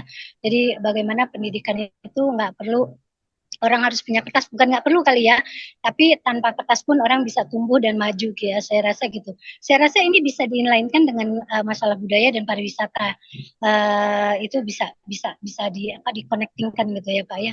Lalu ada saya tergelitik sedikit, mohon izin nyinggung-nyinggung masalah transportasi yang ada di Jakarta Pak, gitu loh. Kalau saya amati sampai hari ini jadi kayak balapan nih Pak, antara Transjakarta, antara MRT ataupun komuter lain kali ya yang ada di ini. Kok kayak balapan bikin iklan ya Pak ya, terutama duku atas itu loh. Kalau kita lihat itu kan ruang publik ya, ruang publik di mana masyarakat bisa berkegiatan dan bergerak. Tapi saya lihat kok iklan semua. Nah ini mungkin bisa jadi catatan gitu loh, bahwa ada cara-cara lain untuk mendapatkan pemasukan bagi tiap-tiap BUMD yang bergerak di situ, atau ada opsi lain yaitu bahwa bukan cuma sekedar iklan aja, tapi kan kalau kita terkait dengan pendidikan mungkin gambar-gambarnya bisa terkait dengan hal-hal yang mendidik buat anak-anak kita tentunya. Jadi pendidikan nggak cuma di bangku sekolah aja gitu loh, tapi di ruang publik pun bisa dilakukan gitu. Jadi buat kami masyarakat dari akar rumput itu saya rasa akan sangat bermanfaat sekali. Saya rasa cukup itu aja. Terima kasih kesempatannya. Terima kasih Bu Reti untuk penyampaian perspektif dan juga gagasannya. Kita tahan sejenak Pak Kun, kita akan bergeser juga ke panelis kedua di sesi berikutnya ini, yaitu dari Mas Haris ya, menemukan kenali. Mungkin Mas Haris bisa di on mic untuk bisa menyampaikan gagasan dan perspektifnya mewakili kelas menengah nih atau Gen Z ya. Silakan Mas. Iya, terima kasih Mas William. Selamat malam Pak Kun Wardana. Terima kasih sudah bisa memberikan kesempatan untuk saya bisa berdiskusi dengan Pak Kun. Ini kesempatan yang luar biasa. Mungkin selamat malam juga untuk teman-teman yang hadir ya secara online. Mungkin sebagian besar atau ada yang seperti saya, kelas menengah, Gen Z, dan sedang dihimpit ya oleh berbagai tekanan kehidupan. Jadi ini senang sekali lah saya sebagai seorang ya pekerja kelas menengah yang baru mungkin berkarir belum lama gitu ya, bisa dapat memberikan inspirasi langsung ya ke seseorang yang mungkin akan banyak membantu dan berkontribusi untuk pembangunan Jakarta. Mungkin sebagai intro tadi sebenarnya yang disampaikan oleh Pak Kun di presentasi dan jadi diskusi sebenarnya sudah sangat banyak yang mengadres beberapa hal yang jadi concernnya kelas menengah gitu. Tadi ada banyak, mungkin ada sebutan soal rumah, pekerjaan ya kan, dimana tadi ada banyak pekerjaan-pekerjaan dan juga bidang industri pekerjaan yang sangat berhubungan dengan kelas menengah. Tadi kan ada soal teknologi, soal pemanfaatan hal-hal yang terkini, itu kan berhubungan lagi dengan anak muda dan juga kelas menengah sebagai mungkin kelompok yang sebenarnya punya kompetensi dan juga punya kemampuan untuk bisa berkontribusi untuk pembangunan Jakarta. Mungkin saya ingin sedikit cerita ya soal sebenarnya bagaimana sih kelas menengah di Jakarta ini seperti apa gitu ya. Mungkin Pak Kun juga sudah pernah mendengar di berita kalau trennya akhir-akhir ini kurang baik ya, ada penurunan jumlah kelas menengah, kemudian PHK di mana-mana gitu. Tapi mungkin sebenarnya siapa sih kelas menengah gitu ya yang sebenarnya sering disebutkan gitu kan akhir-akhir ini. Jadi mungkin kalau dari bahasa sederhana saya ya, eh, ya definisinya banyak, bisa dari definisi ekonomi, pengeluaran, bisa dari definisi sosial gitu. Tapi mungkin sederhananya adalah kelompok yang dianggap aman gitu ya, secara baik secara ekonomi, baik secara sosial, baik secara status dan posisi dia di sebuah kelompok masyarakat gitu ya. Itu kan mungkin asumsi dan hal yang dipercaya lah soal kelas menengah itu jadi aman. Tapi sebenarnya kelas menengah ini kalau dilihat secara realitanya gitu ya, terutama mungkin akhir-akhir ini tuh sebenarnya ya baik, punya privilege tapi cukup rentan. Mungkin tadi Pak Kun juga sudah mention ya soal lapangan pekerjaan dan sebagainya. Jadi mungkin ya ada beberapa masalah yang sifatnya tuh kompleks seperti tadi lapangan pekerjaan. Jadi meskipun kelas menengah ini dianggap punya pekerjaan layak gitu kan, dan dengan pendidikannya juga kan mungkin relatif baik, tapi nyatanya kan lapangan pekerjaan sekarang tuh sangat sangat terbatas gitu ya, dan bahkan meskipun sudah dapat ternyata potensi PHK gitu kan, gelombang PHK selalu ada, bahkan di bulan ini juga terjadi karena jumlahnya cukup besar, total sekitar 14.000 hanya untuk di Jakarta. Itu kan cukup cukup mengkhawatirkan gitu ya. Dan di satu sisi ada yang bilang juga kelas menengah katanya dari sisi gaji oke, tapi hidup dari gaji ke gaji gitu kan, sulit untuk menabung, belum lagi masalah sulitnya mendapatkan akses infrastruktur dan sarana seperti perumahan, transportasi baik pun taman dan sebagainya. Jadi sebenarnya masalah-masalah di kota itu juga sebenarnya sangat erat hubungannya dengan masalah kelas menengah. Nah, masalahnya apapun kelas menengah ini seringkali saya juga ngalamin sendiri, masalah-masalah itu sering dianggap gak ada karena kan tadi ya dianggap mampu, jadi kita sering kali dicuekin karena ya udah kamu kelas menengah mampu, ya udah selesaikan masalahmu sendiri. Padahal masalah-masalah yang tadi kita sebutkan itu masalah kompleks dan struktural, tidak bisa diselesaikan dengan kerja keras doang, perlu kolaborasi gitu ya. Dan ditambah sebenarnya kalau misalkan di aslinya gitu ya, kelas menengah ini kan sebenarnya tadi ya punya kompetensi, punya potensi untuk berkontribusi. Jadi mungkin harapan saya gitu ya sebagai kelas menengah, bagaimana akhirnya mungkin nanti pemimpin terpilih atau pemangku kebijakan bisa melibatkan kelas menengah untuk bisa berkontribusi, karena kan tadi ya pekerjaan-pekerjaan baru, ekonomi-ekonomi baru gitu kan sebenarnya motornya itu bisa jadi dari warga kelas menengah gitu yang bisa membantu mengeskalasi Jakarta sebagai kota global tadi aku mention lagi. Jadi mungkin sebenarnya ini ada banyak sekali hasil-hasil kajian dari kami menemukan analisis soal kelas menengah. Jadi mungkin nanti saya akan share, jadi bisa dibaca-baca oleh Pak Kun. Tapi intinya kami ingin bertanya bagaimana sih kelas menengah ini bisa dilibatkan ya untuk supaya bisa berkontribusi gitu ya untuk pembangunan Jakarta jadi maju lagi. Tapi di satu sisi kita juga sama-sama nih menyelesaikan masalah kelas menengah yang banyak tadi gitu ya, dan sebenarnya tidak hanya masalah kelas menengah aja. Paling itu sih. Aku jadi sekali lagi terima kasih sudah mention beberapa hal-hal prinsipal soal masalah kelas menengah, terutama soal pekerjaan ya dan kehidupan yang layak. Jadi ya, saya sih cukup optimis bahwa ke Jakarta mungkin akan bisa ini berkolaborasi, dan plus Jakarta nih salah satunya wadah yang bisa menampung kelas menengah untuk berkomunitas, berekspresi dan berkarir untuk Jakarta yang lebih baik. Mungkin sekian, terima kasih Pak Kun kesempatannya. Saya kembalikan lagi ke Pak Bil. Terima kasih Mas Haritz. Pak Kun tadi sudah di-highlight Pak, ada dua oleh Bu Eti dan juga Mas Haritz ya. Ada dua aset sebetulnya yang dimiliki kota Jakarta Pak, tadi dibilangnya. Ada pariwisata dan juga ada kelas menengah Pak. Tapi memang dua aset tersebut itu butuh perhatian lebih, butuh suatu komitmen yang kuat dan perlindungan yang tepat, kira-kira seperti itu Pak. Nah, apa nih Pak yang kira-kira bisa dilakukan oleh maupun direncanakan oleh Pak Kun untuk bisa mewujudkan kota kita sebagai kota yang bisa mengoptimalisasi dua aset tersebut untuk mewujudkan kota yang global seperti yang diharapkan tadi. Ya, baik ya. Mbak Eti, terima kasih ya. Mas Haris juga terima kasih. Masukannya sangat bagus ya. Saya coba mengadres Mbak Eti terlebih dahulu mengenai seni budaya. Jadi terkait dengan seni budaya, kita membutuhkan peningkatan jumlah ruang publik ya untuk mengembangkan seni budaya tadi.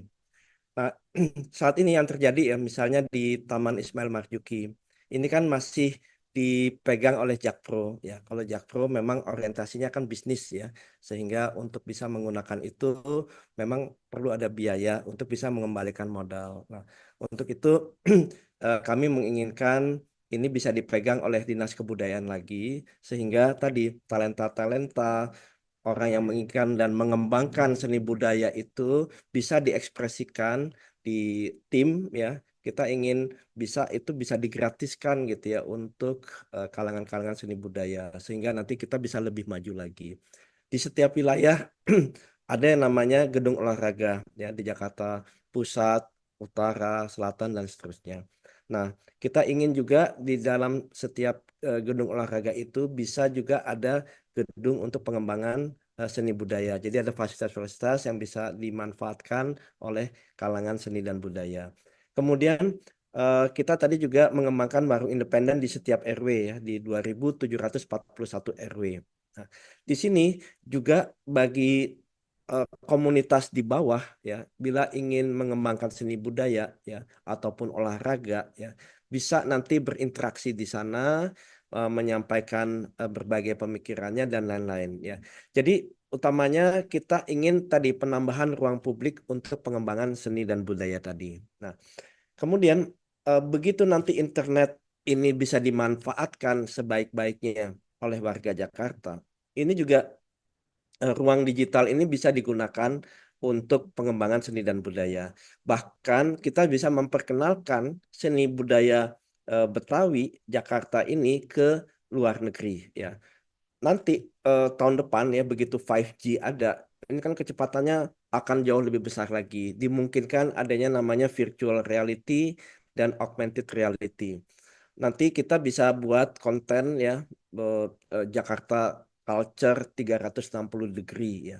Artinya mereka bisa melihat langsung bagaimana budaya Betawi ini ya, sehingga mereka bisa merasakan bahkan budaya itu kan bukan hanya seni tari atau teater, seni suara dan lain, tapi juga mungkin dari sisi kuliner gitu ya. Banyak orang-orang kita yang jago masak dan lain-lain itu kalau bisa dibuat konten ya.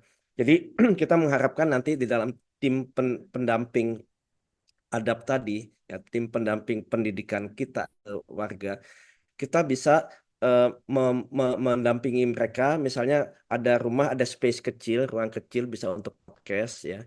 Jadi semakin banyak lagi konten-konten creator nanti di setiap rumah ya, yang bisa mempromosikan tadi ya bagaimana memasak, bagaimana nari dan lain-lain. Tetapi karena tadi eh, multimedianya sudah sangat canggih ya, jadi mereka bisa merasakan sendiri bagaimana kehangatan orang-orang Indonesia, dan ini juga bisa membuka lapangan pekerjaan baru ya. Kalau mereka tertarik ya, kita punya potensi dan kita punya creativity ya, otomatis ini juga kita bisa jual sebagai devisa atau penghasilan bagi warga Jakarta. Dan kami memang nanti akan juga fokus Jakarta ini bisa sebagai pusat pariwisata. Tetapi tentunya ini harus eh, berkolaborasi dengan pihak-pihak lain ya. Karena di sana ya kemacetan juga sudah harus bisa diperbaiki, banjir bisa diperbaiki ya, sehingga nanti eh, para wisatawan datang, mereka bisa betul-betul melihat Jakarta yang hijau ya. Di sana banyak tumbuh-tumbuhannya, burung-burungnya bisa berdatangan dengan jinaknya ya, sehingga mereka bisa merasakan feel ya, feel it ya, feel Jakarta itu lebih kuat lagi. Jadi jendela Indonesia bukan lagi Bali ya, tetapi juga Jakarta.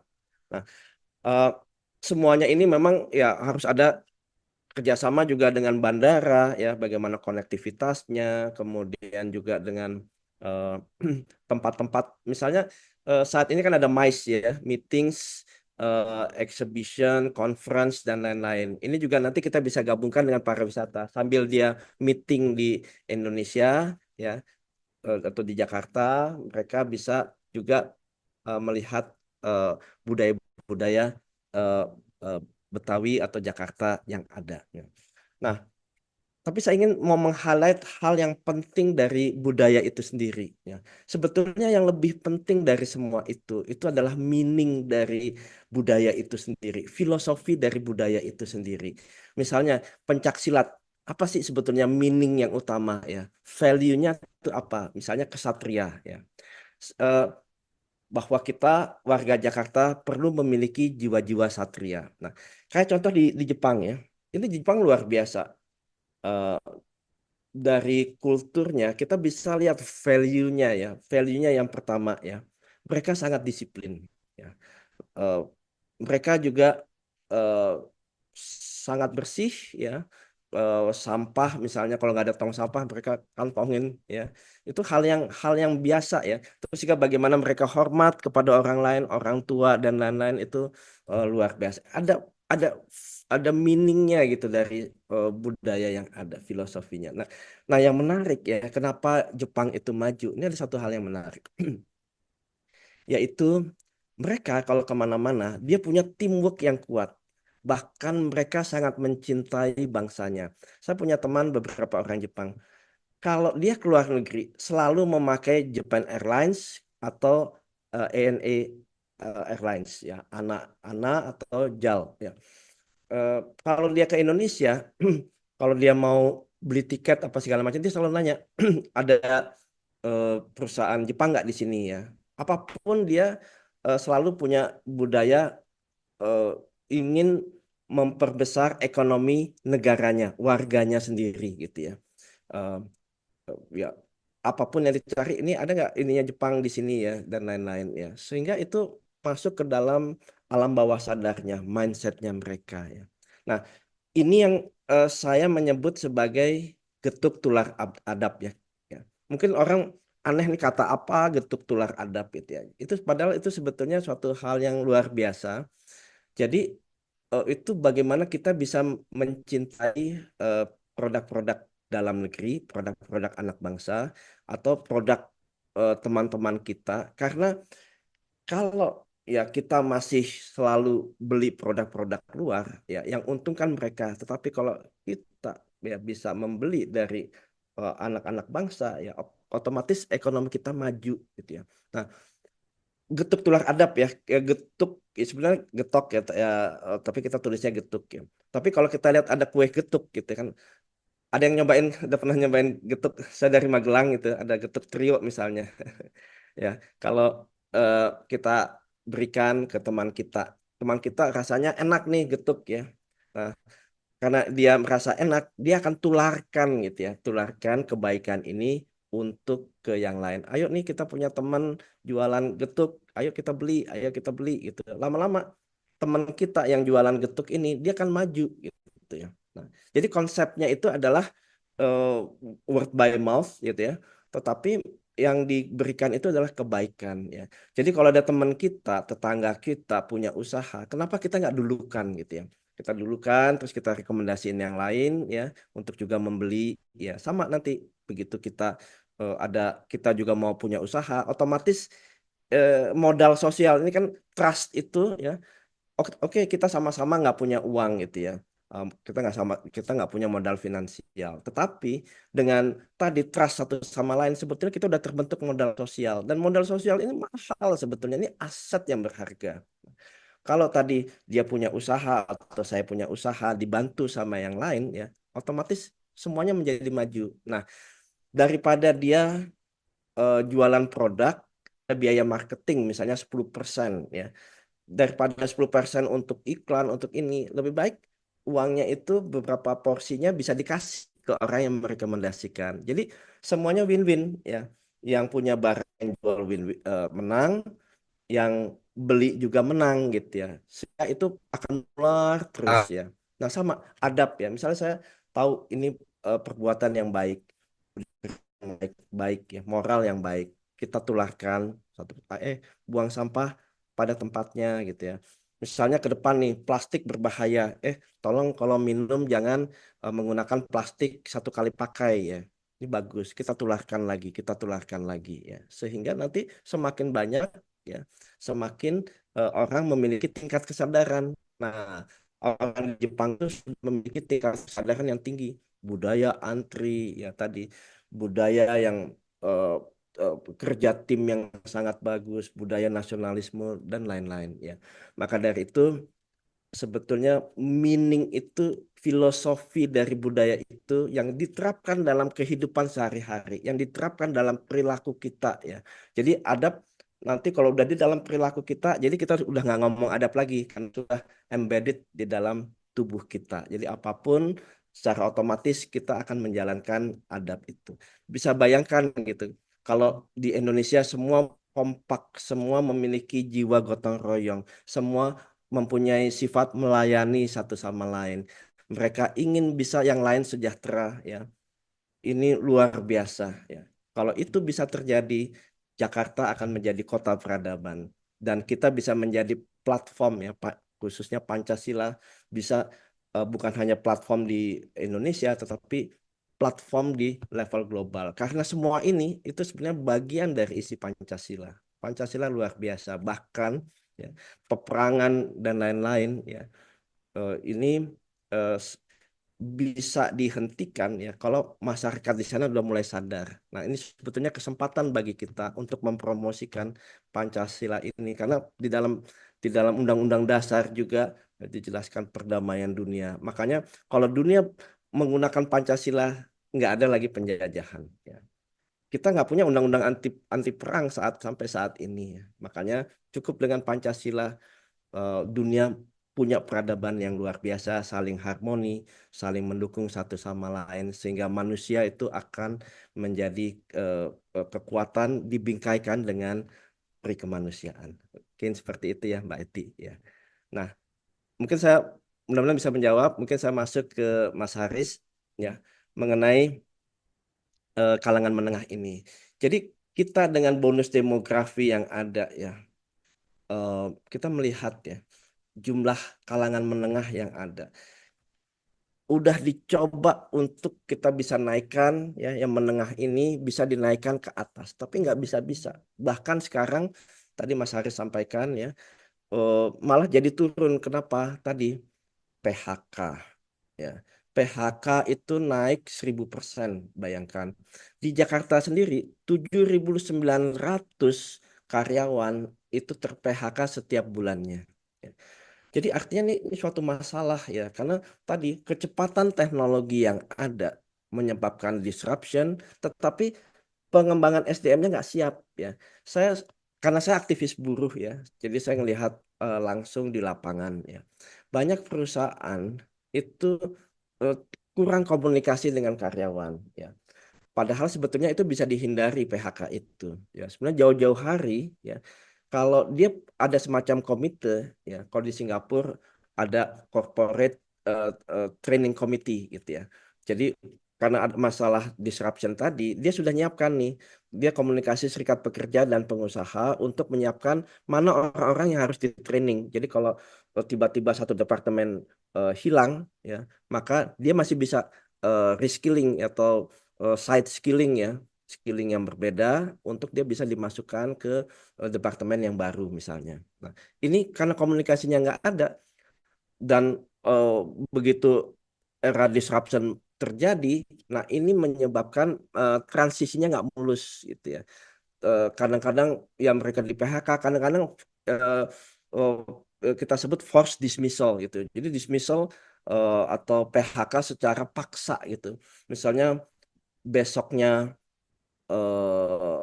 harus di PHK, baru dikasih taunya baru kemarinnya gitu. Dan sering mereka mengatakan kalau nggak diputuskan sekarang, eh, besok dapat lebih kecil lagi. Jadi mereka ya terpaksa tanda tangan dan lain-lain. Nah, kalau bagi mereka yang punya cicilan ya, dengan tidak adanya pendapatan rutin itu kan jadi jadi masalah ya. Dan apalagi sekarang ada batasan usia ya. Rata-rata yang ter-PHK usianya di atas 45 tahun, 50 tahun. Mereka udah nggak bisa bekerja lagi. Padahal mereka punya pengetahuan, bayangkan. Pengalaman yang begitu banyak itu hilang begitu saja karena tadi permasalahan di usia kerja. Maka dari itu kita ingin hapus ya sehingga mereka tetap bisa bekerja.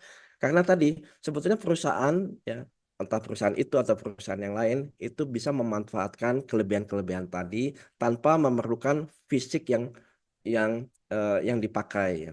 Nah, kita juga nanti akan di dalam ekosistem itu kita akan membuat semacam tadi eh, informasi pasar kerja dan informasi pasar kerja di dalam negeri kita akan buat real time ya, real time. Jadi begitu dia ada dia langsung masuk ya, kayak apa ya, job street atau apa segala macam ya. Nah, di luar negeri juga sama ya, karena pasar di luar negeri itu juga cukup banyak ya. Misalnya di Jepang, itu the aging population, kurvanya sudah terbalik, lebih banyak orang tuanya dibandingkan usia produktifnya. Mereka membutuhkan manusia. Kalau saya tanya apa persyaratannya, ternyata mereka nggak mempersyaratkan kemampuan ya. Mereka lebih ke arah oke, bisa bahasa dasar bahasa Jepang, nanti mereka latih. Nah, kalau mereka 1 tahun 2 tahun bekerja kontrak di sana ya, di sana dia pulang, dia udah bisa punya tabungan banyak, dia punya ilmu, dia bisa mengembangkan misalnya sebagai warga Jakarta untuk mengembangkan Jakarta. Ini sebenarnya cukup bagus. Jadi potensi pasar dalam dan luar negeri ini cukup bagus. Untuk itu kayak kita perlu membuat ekosistem ini secara baik. Memang di sini harus ada kerjasama dengan Kementerian Ketenagakerjaan ya. Kita memiliki Disnaker Trans ya, yang hingga nanti bisa saling komunikasi. Kita juga bisa melakukan berbagai pengawasan untuk hal ini tadi yang ter-PHK dan lain-lain. Sebetulnya kita sebisa mungkin PHK itu menjadi alternatif terjeleknya gitu. Nah, sekarang kan seringkali PHK ini eh, baru ah, belum ada pembicaraan dialog dan lain PHK ya. Padahal sebetulnya PHK itu harus yang terakhir. Kita berusaha maintain pekerjaan dulu. Karena tadi middle income trap gitu. Karena eh, kalau eh, kita nggak bisa naikkan ya kita terjebak di situ. Sekarang malah ini jadi turun lagi. Udah naik turun lagi gitu ya. Maka dari itu di sini kita menginginkan eh, suatu ekosistem yang betul-betul handal ya sehingga nanti mereka bisa terus eh, diberikan pelatihan-pelatihan ya sehingga employability-nya mereka ya tetap ada dan mereka bisa bekerja kembali terus ya. Dan saya juga melihat ya para lansia itu eh, kayak di Jepang gitu ya. Itu yang nyupir mobil taksi itu usianya 80 tahun dan lain-lain ya. Artinya mereka masih bisa terus produktif. Di Changi di Singapura juga sama seperti itu. Maka dari itu nanti bagi yang mau dan yang mampu kita juga akan berikan kesempatan ya. Nah, sekarang ke hal yang berikutnya nih ya. Ini eh, cukup penting ya karena kita masuk ke dalam dunia digital. Jadi nanti akan ada flexibility pekerjaan yang sangat tinggi ya. Mulai dari flexible hours untuk pekerjaan, bisa bekerja dimanapun. Maka dari itu tadi internet di semua rumah itu menjadi penting ya. Kalau bagi ibu-ibu dia sambil ngurus anak, dia sebetulnya mau bekerja part time ya untuk membantu suaminya. Dia bisa bekerja ya, misalnya 4 jam atau berapa jam. Nah, cuma di sini yang kita harus pahami ya, ada berbagai hal-hal yang harus dimengerti oleh pekerja-pekerja yang tipikal WFH ya. Misalnya kesehatan mental, kemudian ada kalanya kalau kita WFH itu nggak lihat waktu ya, kita Zoom bisa sampai 4 jam 5 jam tapi kita nggak ada break ya, makanya itu harus tahu K3-nya ya, keselamatan kerjanya. Nah kemudian eh, ada namanya kalau malam kita masih suka dihubungin sama bos kita ya, padahal sebetulnya after office hour kita punya hak untuk disconnect ya. Jadi banyak yang nggak tahu ya, padahal sebenarnya kita punya hak untuk nggak terhubung gitu ya, karena kalau nggak kita tidur kita eh, menjadi terganggu ya, lama-lama ke kesehatan mental ya, dan ini sering banyak terjadi. Terus juga kalau WFH kan kita pakai fasilitas, pakai ruang kita, kursi kita dan lain-lain, ini kan juga perusahaan harus tahu itu dan juga harus mensupport, memberikan insentif ya penggunaan itu. Dan yang terpenting ini ada namanya algorithmic management ya. Jadi kita itu di kinerja kita ya itu dilihat terus oleh si AI ini. Nah, mereka juga harus melihat privacy dari kita. Kalau sudah setelah jam office hour tidak boleh lagi mereka men-surveillance kita ya, mengawasi kita ya. Jadi harus pada jam-jam tertentu.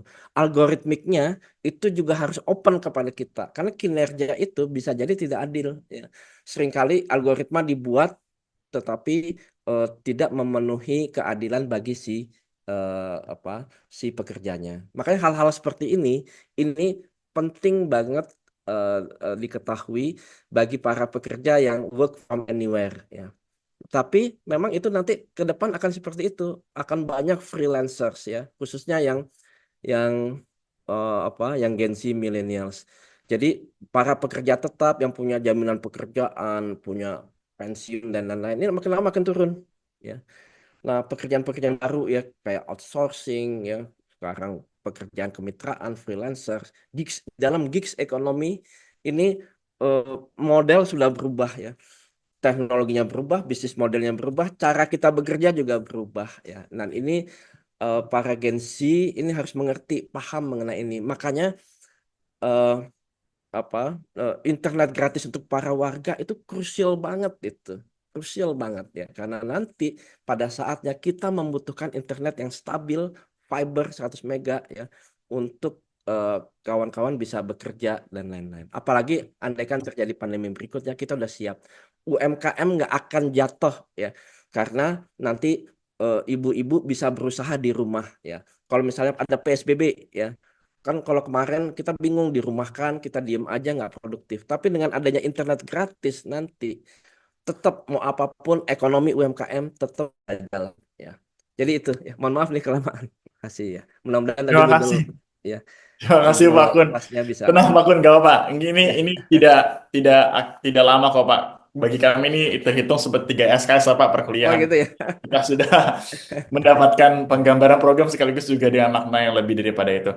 Silakan Bu Eti dan Mas Haris diresapi terlebih dahulu. Barangkali nanti kalau ada catatan, kita akan langsung gabung saja kepada sesi terakhir nanti di bagian harapan dan juga closing statement dari masing-masing panelis tentunya. Tapi sebelum kita masuk ke sesi terakhir, Pak Kun, saya akan coba bacakan mungkin satu pertanyaan ya Pak ya, dari sesi Q&A, kotak Q&A yang sudah pada mengisi nih Pak. Ada satu pertanyaan nih Pak. Pertanyaan dari Ihlasul Afan. Nah ini Jakarta sudah punya Jaki, tetapi akhir-akhir ini kualitas pelayanannya menjadi berkurang. Banyak laporan yang menjadi tidak terurus, terutama terkait kendala pada fasilitas kota. Bagaimana nih Pak strategi Pak Kun untuk mengembalikan kualitas dan efektivitas respon pemerintah provinsi terhadap keluhan-keluhan yang disampaikan di Jaki? Kira-kira begitu Pak. Monggo Pak, direspon terkait Ya, hal tersebut. ya. Jadi ada beberapa fase ya. Jadi fase pertama kita akan buat cepat tanggap ya. Jadi kita menggunakan bot ya untuk bisa menanggapi para orang-orang yang ingin mengeluhkan. Jadi nanti di dalam Jaki itu ada namanya chatbot dan lain-lain. Jadi mereka 24 jam eh, mereka bisa mendapatkan jawaban gitu ya. Kita juga nanti tadi saya sampaikan kita ada transparansi, ada partisipasi publik. Jadi mereka bisa mengetahui status ya, status secara real time ya. Sebetulnya udah sampai di mana sih ininya eh, apa eh, eh, eh, penanggapannya gitu ya, Ya. ya Hmm. penyelesaiannya. Nah, kemudian nanti eh, untuk kita eh, bisa, jadi kita nanti ada kinerja, kita evaluasi kinerja Hmm. dari aparat-aparat Pemda DKI ya, dan yang bagus, yang bisa cepat dan lain-lain kita akan kasih insentif ya. Ya. Yang mungkin tadi melalaikan ya kita kasih disinsentif. Tapi yang utama kita edukasi dulu, edukasi semua dulu ya. Ini tahapan Ya. pertama ya. Dan eh, kita akan masuk sebetulnya ke tahapan yang kedua ya. Pada saat namanya juga smart city ya, kita perlu banyak IoT di sana sini ya. Ya. Nah, mulai dari yang misalnya pohon ya, kita akan masukkan IoT di sana. Jadi kita tahu kapan nanti perlu diairi ya. Jadi Hmm. kadar kelembabannya dan lain-lain. Itu nggak setiap hari ya. Kalau memang hujan dan lain-lain, kita udah bisa tahu dari IoT eh, sensor-sensor itu nanti akan menginformasikan kita ke kita ya. Terus juga di setiap sampah ya, sampah tong-tong sampah kan IoT kan murah banget ya. Jadi Hmm. ada IoT yang bisa tahu kapan sampah itu penuh, kapan sampah itu berbau.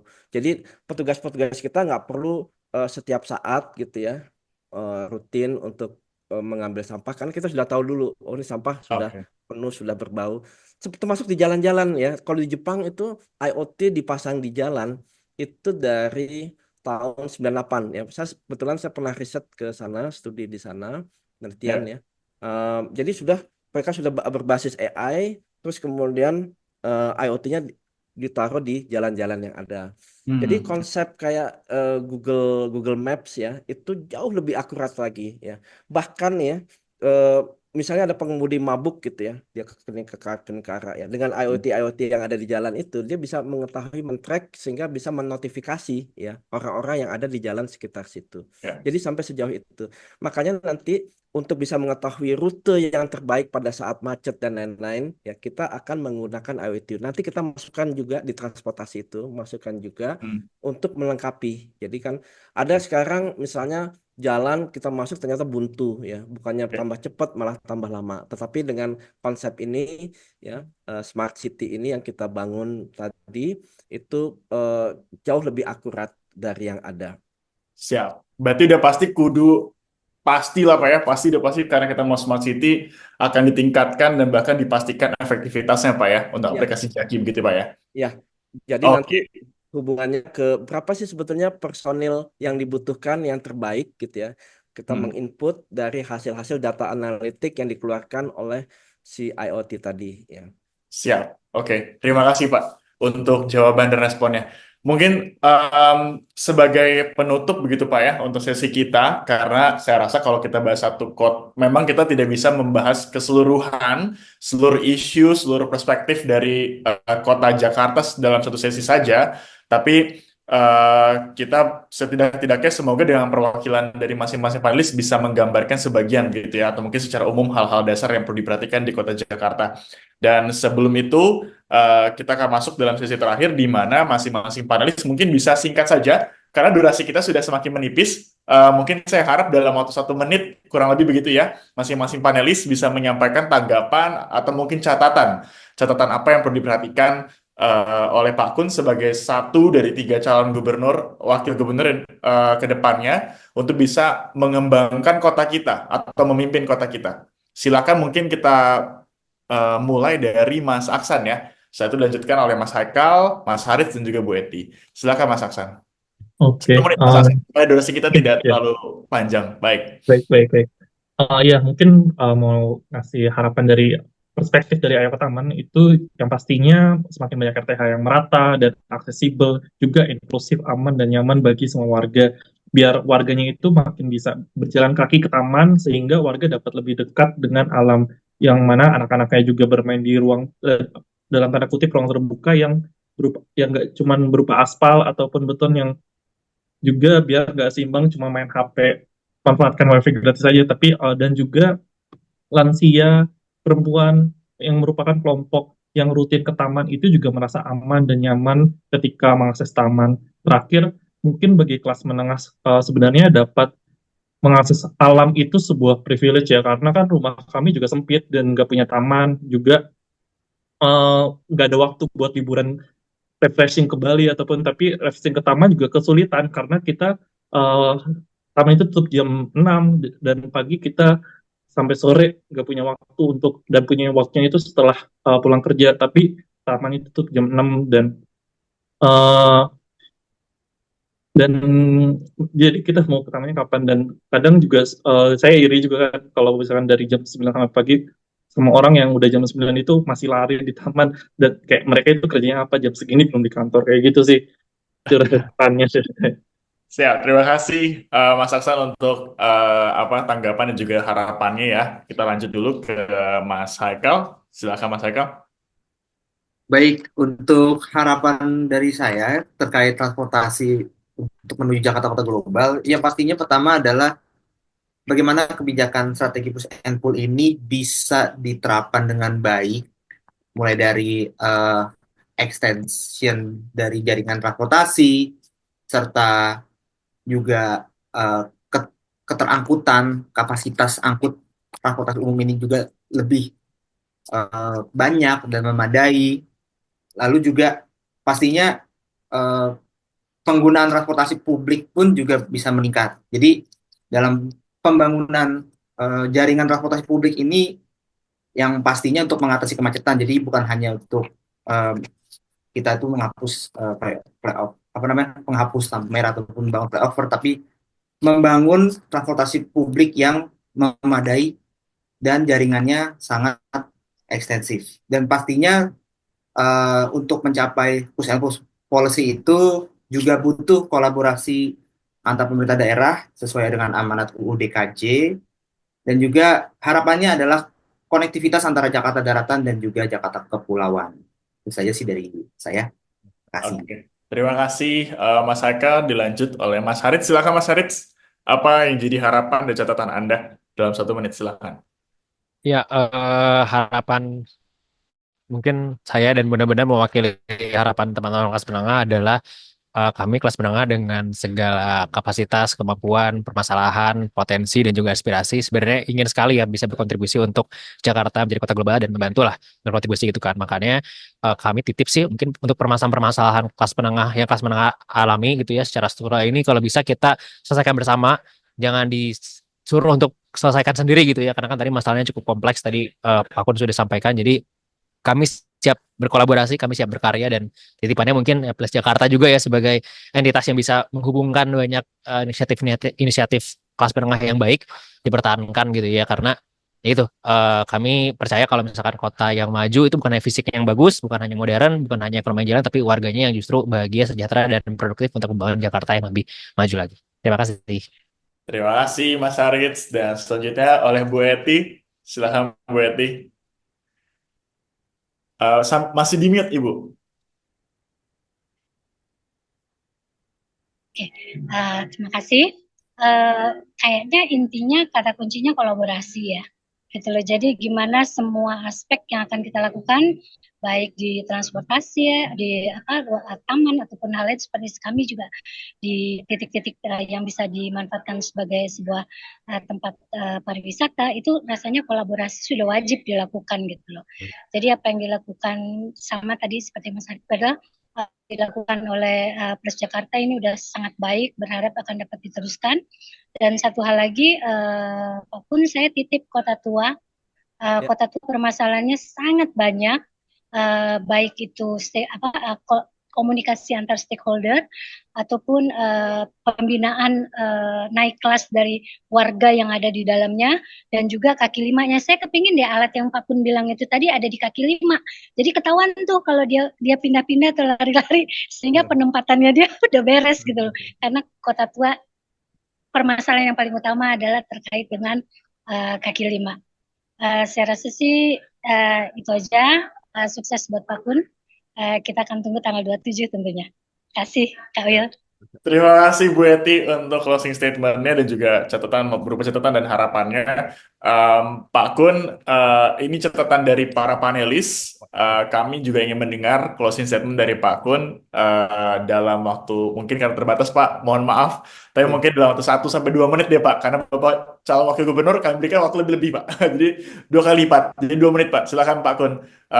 Apa yang kira-kira ingin dikonklusikan untuk menanggapi harapan maupun catatan dari seluruh panelis yang merepresentasikan warga Jakarta, Pak? Silakan. Ya.